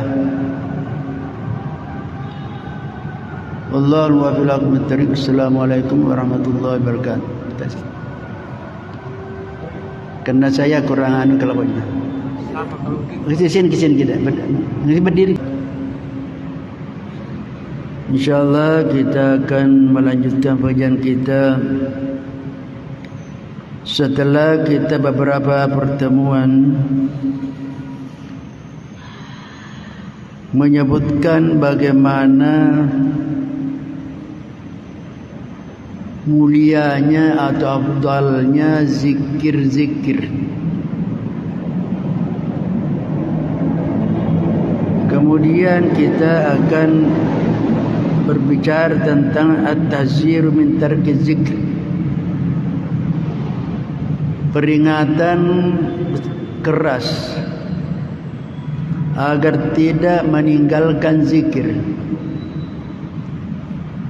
Diberikan perhatian kepada kita semuanya untuk tidak meninggalkan zikir.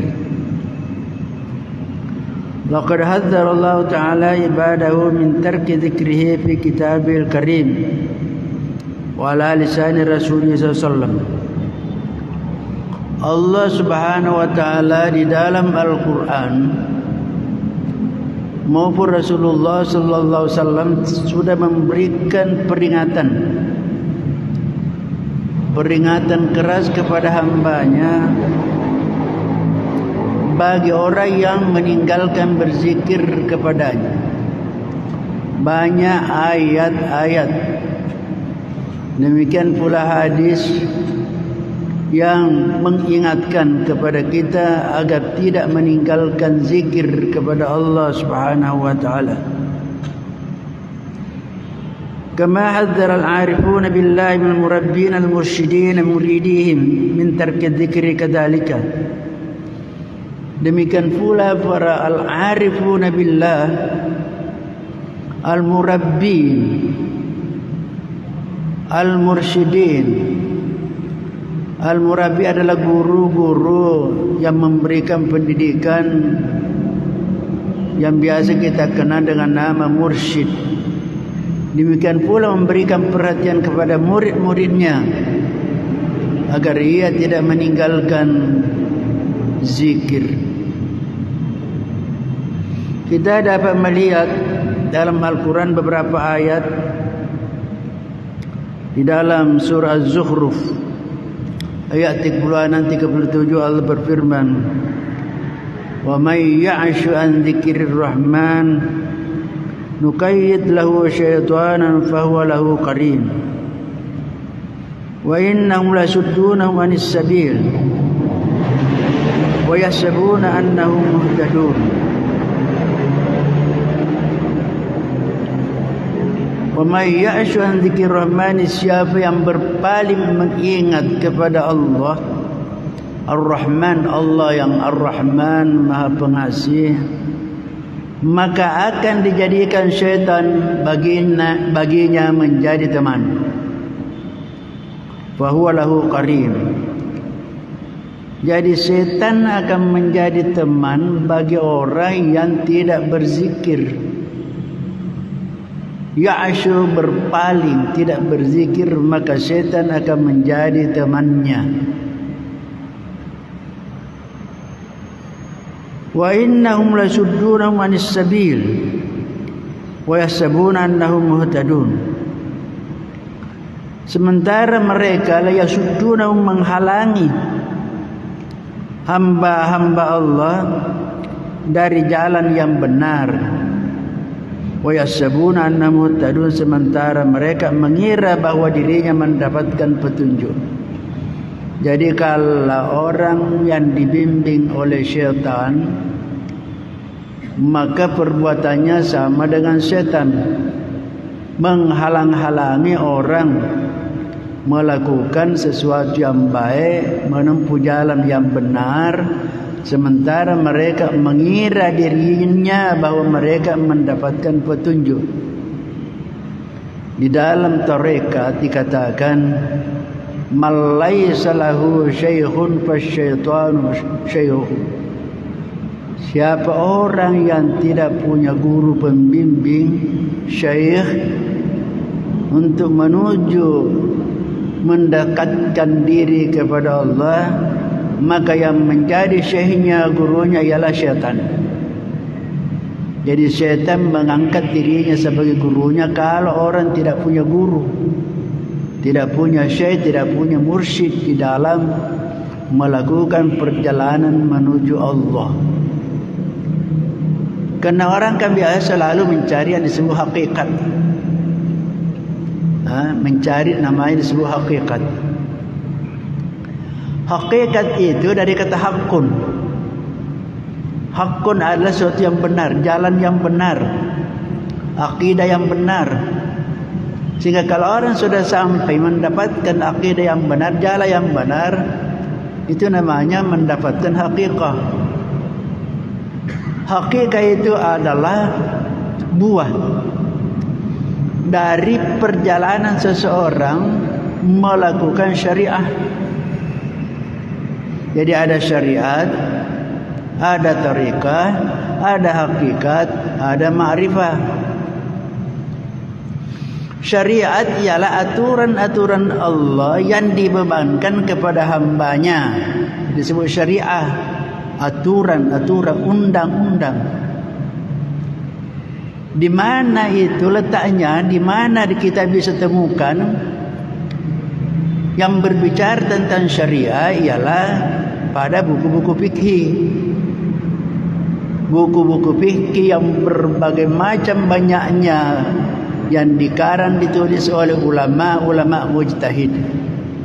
Di situ kita bisa temukan fikih, aturan-aturan ibadah-ibadah, bagaimana caranya, apa syaratnya, ada rukunnya. Itulah namanya fikih syariah. Tetapi itu syariat, yaitu harus didukung oleh iman, akidah yang benar. Karena tanpa iman itu ibadah yang kita lakukan itu tidak benar. Akidah yang salah, maka pasti ibadah yang dilakukan juga tidak benar. Nah, untuk kita mendapatkan buahnya syariah, buahnya ibadah yang sudah disertai dengan iman, maka harus namanya ada tarekat. Tarekat yang ditempuh untuk mendapatkan hasil. Tarekat dalam bahasa Arab jalan, sistem, metode.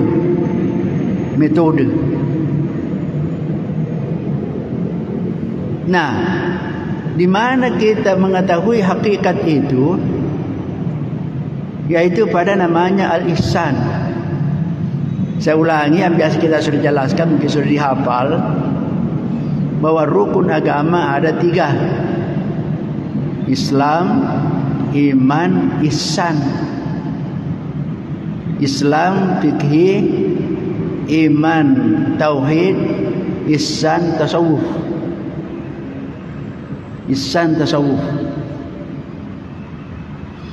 Orang yang tidak bertasawuf atau tidak bertarekat itu bisa salah jalan. Bisa salah jalan.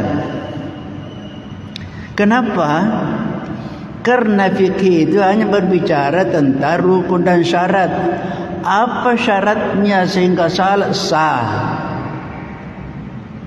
Apa syaratnya sehingga puasa sah? Apa rukunnya puasa, syaratnya sehingga puasa menjadi sah. Itu dibicarakan di fikih. Tapi harus didasari dengan iman, tauhid yang betul. Sedangkan ihsan itu yang berbicara tentang diterimanya suatu ibadah. Salat kalau kita sudah berwudu, menghadap kiblat, menutup aurat, itu syarat. Entah itu syaratnya masuk waktu, itu syarat. Lalu melakukan rukunnya. Apa rukunnya? Takbir, berdiri takbir, baca Fatihah, ruku, sujud, tahiyat, salam, itu adalah syarat rukun daripada salat. Kalau sudah ada rukunnya, ada syaratnya, maka salat kita, puasa kita, haji kita sudah sah. Yang disebut sah tidak perlu lagi diulangi, karena sudah sah. Nanti lagi masuk waktunya salat, baru lagi wajib. Tetapi diterimanya suatu ibadah mesti ikhlas. Mesti ikhlas. Ikhlas itu tidak ada dalam buku fikih. Tidak ada babul ikhlas. Di tauhid juga ilmu kalam tidak ada babul ikhlas. Yang di mana ditemukan? Di tasawuf. Berbicara ikhlas tentang riya, semua akhlak-akhlak yang mulia, semua akhlak-akhlak yang jelek, di mana ditemukan di ilmu tasawuf. Siapa yang mengajarkan? Para sufi. Para sufi. Jadi kalau orang tidak berihsan, yaitu amalnya bisa-bisa tidak diterima. Karena syarat diterimanya harus ikhlas, tidak riya, tidak riya. Jadi makanya itu sangat-sangat penting ada guru, ada syekh, ada mursyid. Kita kan diberikan pengajian-pengajian itu mursyid kita, guru kita.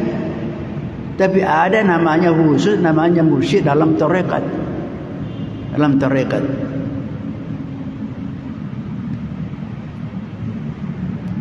Kenapa? Karena kalau orang tidak ada pembimbingnya, tidak ada gurunya, tidak ada mursyidnya, maka setan sendiri yang menjadi gurunya. Kalau setan menjadi gurunya, ya suddunahu anis sabil. Dia akan menghalang-halangi orang berbuat baik, menempuh jalan yang benar. Dan mereka mengira dirinya bahwa mereka mendapat petunjuk. Ya kan banyak petareka salah. Nah, kira dirinya bahwa itu benar padahal salah. Baru-baru kita baca di berita. Ada di Goa, itu tarekat yang kalau sudah masuk dijamin masuk surga. Bayar sekian juta. Pasti banyak orang mau. Tapi kalau orang punya ilmu pasti tidak mau. Jadi siapa yang menjadi pengikutnya? Orang-orang yang tidak paham apa-apa, rakyat jelata. Yang paling banyak tukang-tukang beca. Itu. Kenapa? Karena mau enak. Tidak perlu sholat, jamin masuk surga, ada kartunya. Jaminan masuk surga, bukan main. Biar orang berapa juta bisa bayar, tapi tertipu. Wahum yasabuna namutadu. Mereka mengira dirinya bahwa sudah mendapatkan petunjuk, padahal itu tidak. Kapan tidak berdasarkan Al-Quran dan hadis, jangan dipercaya. Orang sufi mengatakan kalau ada orang punya keistimewaan, karamah, mampu terbang di atas udara tanpa melalui pesawat, orang bisa berjalan di atas air tanpa perahu, tapi tidak melakukan syariah, jangan percaya. Itu setan, itu gurunya.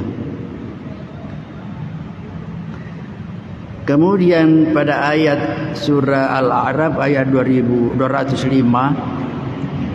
wadhkur rabbaka fi nafsika tadarruan wa khifatan wa dunal jahri minal qawli bil ghuduwi wal asal wa la takum minal ghafilin. Ingatlah Tuhanmu, berzikirlah kepada Tuhanmu pada dirimu. Di diri kita ini harus selalu ingat kepada Allah. Tadarruan, dengan cara rendah hati. Cara rendah hati, berzikir dengan merendahkan hati di hadapan Allah. Wa khifatan, dan secara dengan rasa takut. Berzikir kita merendahkan diri dan memperlihatkan rasa takut kita kepada Allah. Wa dunal jahri ma'al qaul, tanpa mengeraskan suara. Bil ghuduwi wal asal, di waktu pagi dan di waktu petang. Wala takum minal ghafil, janganlah kalian menjadi termasuk orang-orang yang lalai, yang lupa. Saya jelaskan sedikit ayat ini. Karena ada juga sekelompok orang tidak setuju kalau berzikir berjamaah, apalagi bersuara keras. Ini dalilnya. Wa dunal jahri ma'al qaul, tidak keras suara. Apakah betul itu? Banyak orang biasa kita berzikir dengan suara keras. Kalau melihat ayat ini memang demikian, tetapi sebenarnya ayat ini turun, ayat Makkiyah namanya, turun di Mekah ketika orang Islam baru pertama. Nabi menyampaikan dakwah, jangankan berzikir, salat saja kalau didengar suaranya keras oleh orang-orang musyrik waktu itu dia ganggu. Makanya Allah mengatakan jangan keras suara kalau salat waktu itu pada awal pertama Islam. Karena kalau didengar oleh orang-orang musyrikin diganggu. Jadi itu ayat ini berlaku untuk pada masa atau kita berada di daerahnya orang-orang bukan Islam mengganggu. Kalau mendengar demikian jangan keras suara. Jangan keras suara. Jadi kalau tidak ada gangguan, tidak ada mengganggu seperti kita sekarang, tidak ada lagi. Tidak ada lagi orang mengganggu, datang mengganggu kalau orang dengar suara berzikir. Jadi boleh. Itu panjang sebenarnya permasalahannya kalau kita bahas. Saya kira mungkin sudah dulu kita. Zikir sir dengan zikir jahriyah. Kapan afdal bersuara? Kapan afdal berzikir dengan suara kecil? Itu sudah saya kira kita sudah dulu bahas tentang ini. Kemudian dikatakan bil ghudwi wal asal, berzikir di waktu pagi dan petang. Kenapa ini dua diutamakan? Waktu pagi adalah waktu kita bangun dari tidur, menghadapi kesibukan sepanjang hari. Maka itu harus dimulai dengan berzikir, ingat kepada Allah, menuju kepada kegiatan kita, pekerjaan kita dimulai dengan zikir, ingat kepada Allah. Makanya itu kita bangun kan ada zikir-zikir khusus. Ada doa bangun tidur. Alhamdulillahilladzi ahyana ba'da ma amatana wa ilaihin nusyur. Itu yang kita doa. Minimal itu. Kita memuji kepada Allah. Kenapa kita memuji ahyana ba'da ma amat? Karena kita dihidupkan oleh Allah setelah dimatikan. Dihidupkan karena bangun sudah mati. Jadi mati, tidur itu bersaudara dengan mati. Nabi mengatakan an-naumu akhul maut. Tidur itu saudaranya mati. Hanya bedanya orang yang mati sudah tidak dikembalikan lagi tadi jiwanya, ruhnya yang keluar. Sementara orang terbangun dikembalikan. Jadi diibaratkan bahwa kalau orang tidur kemudian terbangun, ibarat ke orang melayang-layang dipegang talinya, kemudian kita tarik kembali, dilepaskan, tapi tidak semuanya lepas. Jadi ruh kita itu sebahagian saja. Jadi itu dalam Al-Quran dikatakan fayumsikul lati qada 'alaihal maut wa yursilul ukhra. Orang yang mati Allah lepaskan secara penuh, kemudian wa yursilul ukhra, lalu Allah melepaskan, mengembalikan yang belum ditetapkan untuk mati, itu kita tidur. Di dalam Al-Quran dikatakan bahwa tidur itu serupa dengan mati. Serupa dengan mati. Makanya itu kita bangun tidur berdoa. Karena ada orang yang tidur langsung tidur terus, tidak bangun-bangun. Makanya itu dikatakan an-naumu mautun sagir wal mautu naumun kabir. Tidur itu adalah mati kecil, sementara mati adalah tidur besar. Jadi ada keserupaan karena bersaudara. Karena bersaudara. Hanya bedanya rata-rata kita suka dan senang tidur. Tapi mungkin semua kita tidak senang mati. Padahal itu sebenarnya kalau tahu hakikatnya, tidak, pasti orang tidak takut mati. Kenapa sama aja tidur? Kalau tidur kan biasa kita mimpi. Mimpi ada mimpi yang baik, ada mimpi yang buruk. Orang yang mimpi baik kan senang. Tapi pasti orang mimpi yang baik tentu tidak ada yang hal-hal yang mengganggu sebelum tidur. Tapi kalau ada masalah-masalah yang mengganggu sebelum tidur itu, maka pasti mimpi-mimpinya tidak baik. Sama sebentar kalau orang meninggal. Ada meninggal seperti tidurnya enak, dimulai dengan rasa kantuk. Kita mengantuk saja kan sudah enak. Jadi ada orang tersiksa. Sama dengan kalau mimpi tersiksa, dikejar-kejar, ada yang mau bunuh. Itu sehingga orang berteriak, sama dengan itu. Artinya perumpamaan tidak persis sama betul, tetapi itu Allah memberikan perumpamaan. Karena kalau kita mimpi dikejar-kejar mau dibunuh, masih ada harapan kalau terbangun. Kan biasa kita mimpi begitu. Mudah-mudahan ini bukan sebetulnya. Biasa itu kita rasakan. Tapi kalau sudah mati betul, sudah terbukti, sudah tidak bisa ada lagi. Nah, jadi itu apa? Bil guduwi wal asal, kita diperintahkan berzikir pada waktu memulai kegiatan kita di waktu pagi. Di waktu pagi sesudah salat subuh. Makanya itu peringatan kepada kita, jangan tidur sesudah salat subuh sampai terbit matahari. Dikatakan innallaha yukassimul rizqa ma bainal fajri wa tulu'i syamsi. Allah membagi rizki kapan? Antara terbitnya fajar sampai terbit matahari. Di situ waktunya dibagi rizki. Jadi kalau orang tidur waktu itu tidak dapat pembagian. Tidak dapat pembagian. Dan bukan hanya itu, banyak apa yang berkaitan dengan apa kesehatan dari segi kedokteran. Jadi kita usahakan selama, karena begini, ada memang orang perlu tambah tidurnya karena memang mungkin terganggu tidurnya waktu malam kurang. Itu boleh dalam keadaan darurat namanya. Karena dalam keadaan darurat namanya boleh. Tapi jangan biasakan. Jangan biasakan. Sehingga biasa orang tua kita juga di kampung pesan kepada anak-anaknya, jangan suka tidur pagi. Utamanya kepada cewek-cewek, gadis-gadis.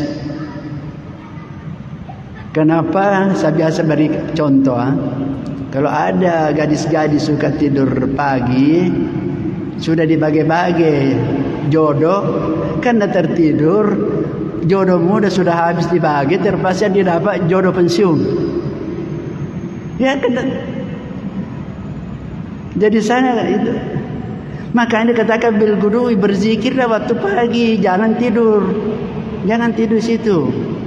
Kalau perlu kita jalan-jalan, kalau siapa tahu kita tinggal di rumah tertidur, jalan-jalan lah. Jalan-jalan pagi. Kan itu mendapat kesehatan. Kemudian udara waktu pagi kan sehat. Kita menghirup udara pagi itu sehat. Wal asal, yang kedua, kita disuruh berzikir di waktu petang, waktu sesudah salat maghrib ini. Juga dianjurkan menjelang maghrib sampai sudah maghrib, makanya itu ada doa-doa sesudah itu. Kenapa? Karena kita memulai malam kita untuk seterusnya supaya dimulai dengan zikir. Makanya itu juga ada doa untuk kita tidur. Bismikallahumma ahya wa amutu, itu paling pendek. Wada'tu jambi wa bika arfa'tu nafsi in amsakta wa in asalta fahfadha kama tahfudu ibadaka salih.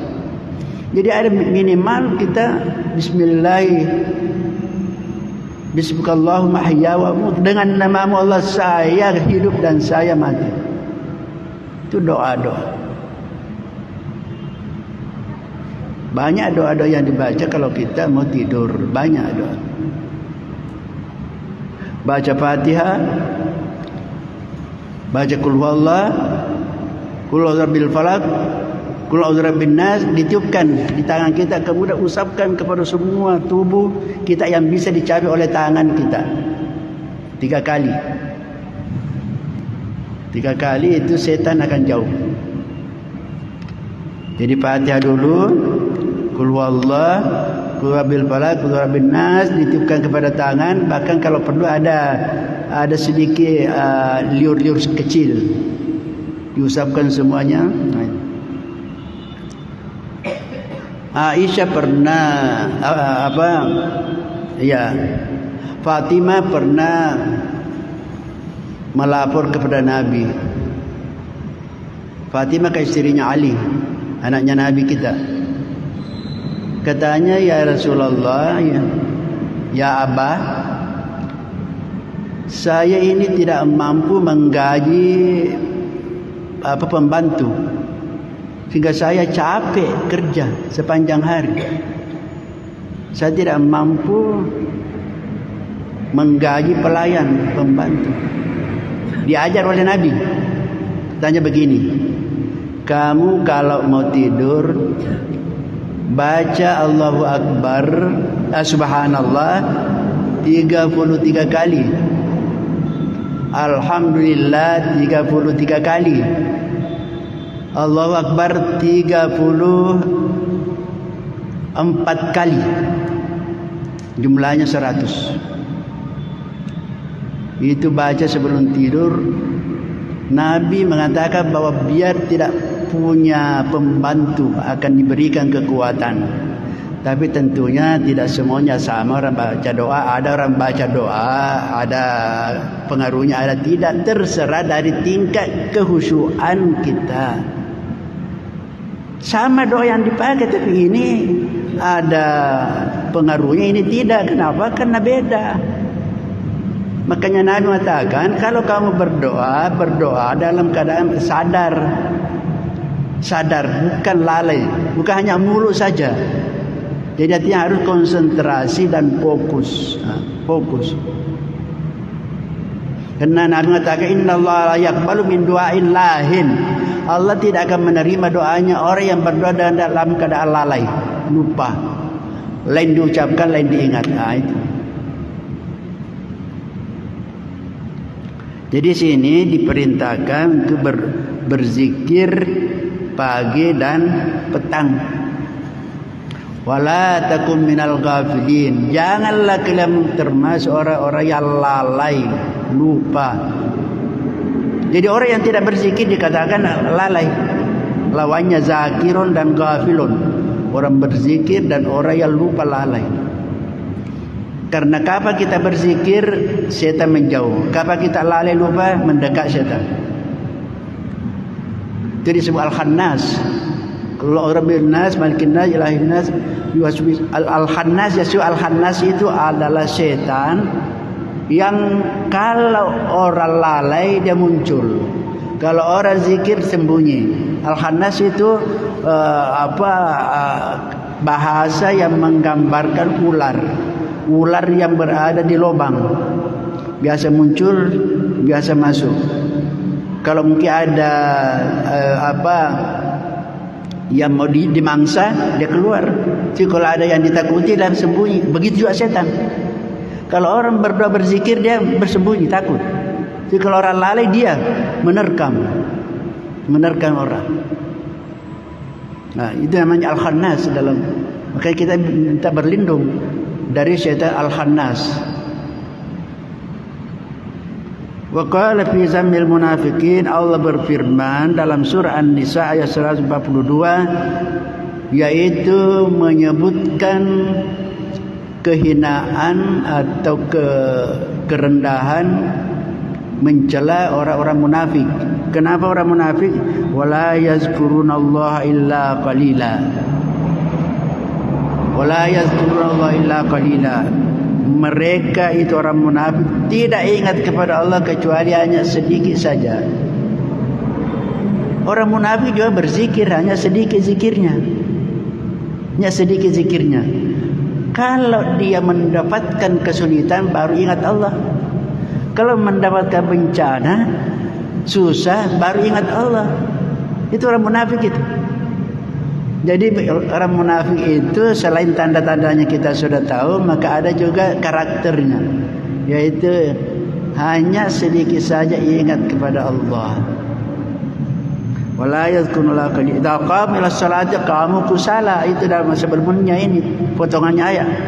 Idza qamu ila sholati, kalau mereka berdiri untuk melakukan salat, qamu kusala, mereka bermalas-malasan. Bermalas-malasan, kusala, yaitu bermalas-malasan, seperti seakan-akan terpaksa.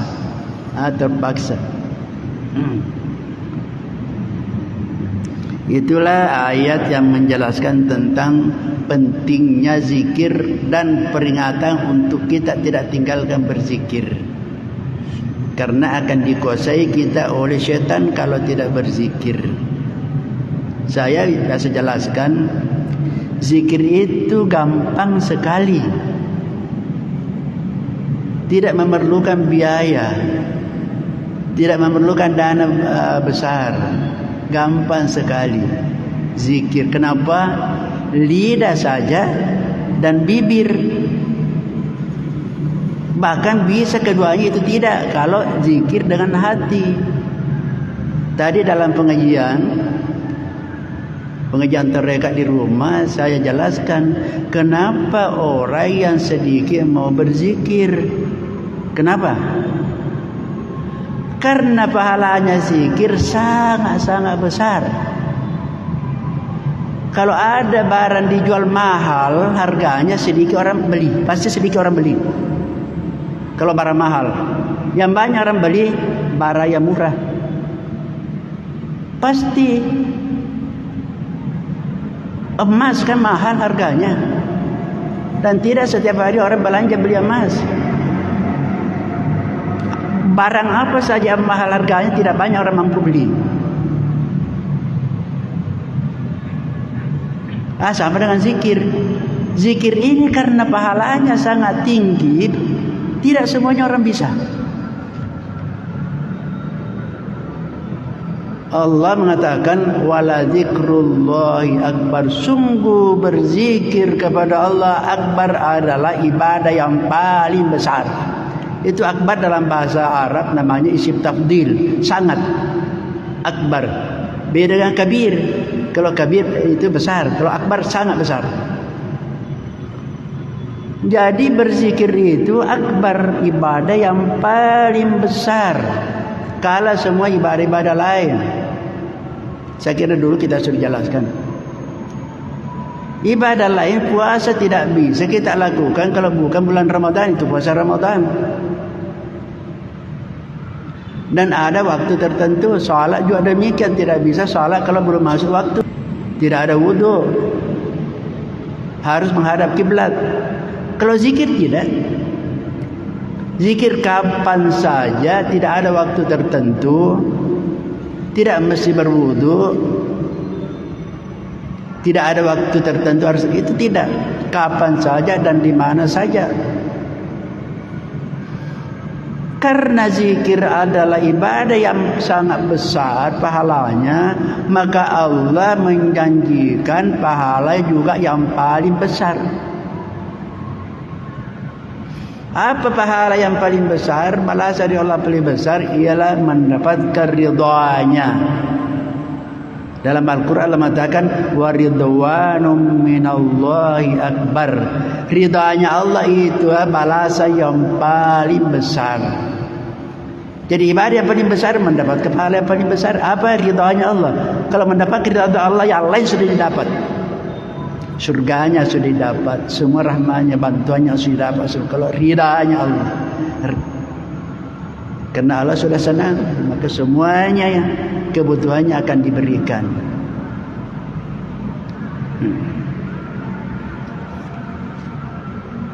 Kemudian kita lihat sunnah dalam hadisnya Nabi mengatakan, faqad ruya an Abi Hurairah radhiyallahu anhu qala qala Rasulullah ma min qaumi yaqumuna min majlisin la yadhkuruna fihi Allah illa qamu an mithli jifati himarin wa kana alaihim hasratan yaumal qiyamah.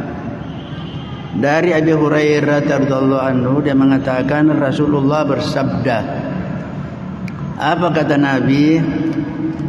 Tidak ada satu kaum yang berdiri, yang selesai dalam satu majlis, berkumpul dalam satu majlis, tapi dalam majlis itu tidak ada disebut-sebut, tidak ada zikir, tidak ada ingat-ingat Allah.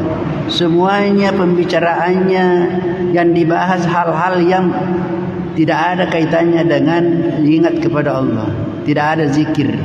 Maka mereka kalau sudah bangun selesai pertemuannya itu, dikatakan qamu, mereka berdiri mislu jifati himarin, seperti bangkainya himar.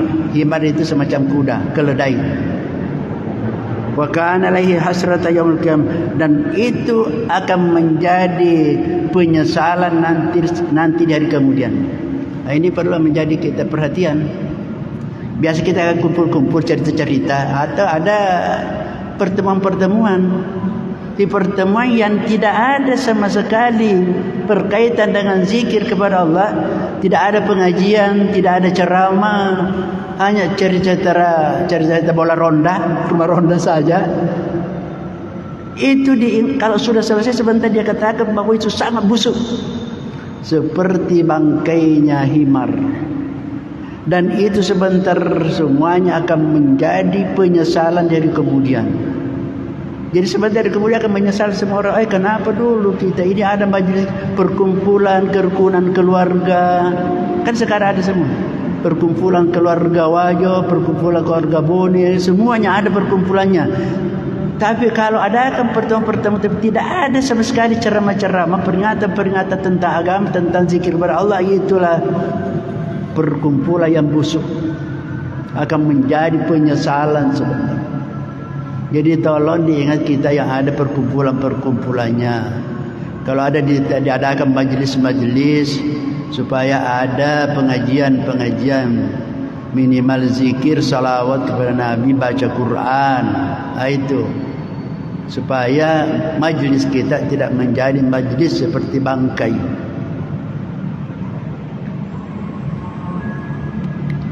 Wan Abi Hurairah radhiyallahu anhu, juga masih Abi Hurairah mengatakan qala Rasulullah SAW, Nabi bersabda, man qa'ada maq'adan lam yadhkurillaha fihi kana alaihi minallahi tiratan wa man ittaja'a madja'an la yadhkurillaha fihi kana alaihi minallahi tiratan wa ma masya ahadun mamsha la yadhkurullaha fihi la kana alaihi minallahi tiratan. Ada 3 di sini. siapa yang duduk-duduk di suatu majelis di mana tidak ada daya disebut-sebut Allah, berzikir kepada Allah, maka sebentar di hari kemudian menjadi penyesalan. Kita duduk sendirian ke, kalau tadi majelis, di sini duduk biar sendirian, tapi tidak pernah diingat-ingat Allah, tidak ada berzikir-zikir, sebentar akan menjadi penyesalan di hari kemudian. Yang kedua, manida taja, siapa yang tidur-tidur baring-baring tapi juga tidak ingat-ingat Allah, tidak ada zikirnya, langsung saja buang dirinya ngorok, tidak ada zikir-zikir, juga akan menjadi penyesalan di hari kemudian. Yang ketiga, siapa yang jalan-jalan kepada suatu tempat, tujuan berjalan-jalan menuju kepada suatu tempat, juga tidak ingat kepada Allah, maka juga akan menjadi penyesalan. Inilah yang disebut yazkurunallaha qiyaman wa qu'udan wa ala junubihim. Jadi ada 3 tempat jangan kosong dari ingat kepada Allah. Qiyaman, waktu berdiri jalan-jalan. Yang kedua duduk. Yang ketiga baring-baring. Kita sudah jelaskan dulu. Tidak ada seorang di antara kita yang tidak berada dalam salah satu keadaan yang 3 ini. Kalau kita tidak berdiri pasti duduk. Kalau tidak duduk pasti baring-baring. Coba cari waktu yang lain di luar daripada itu. Tidak ada kan? Tidak ada. Bilang saya jongkok, mana bisa jongkok kalau tidak duduk? Bilang saya ruku, tidak ada orang ruku kalau tidak berdiri. Tidak ada. Jadi makanya harus diisi ketiganya. Karena kapan tidak diisi ketiganya ini menjadi penyesalan sementara. Jadi kalau kita duduk-duduk zikirlah. Kita baring-baring ya zikirlah. Kita jalan-jalan berdiri berzikir, isi lagi supaya tidak menjadi penyesalan sebenarnya. Saya kira insyaallah kita akan lanjut kepada pertemuan berikutnya. Ila akhirih wallahu subhanahu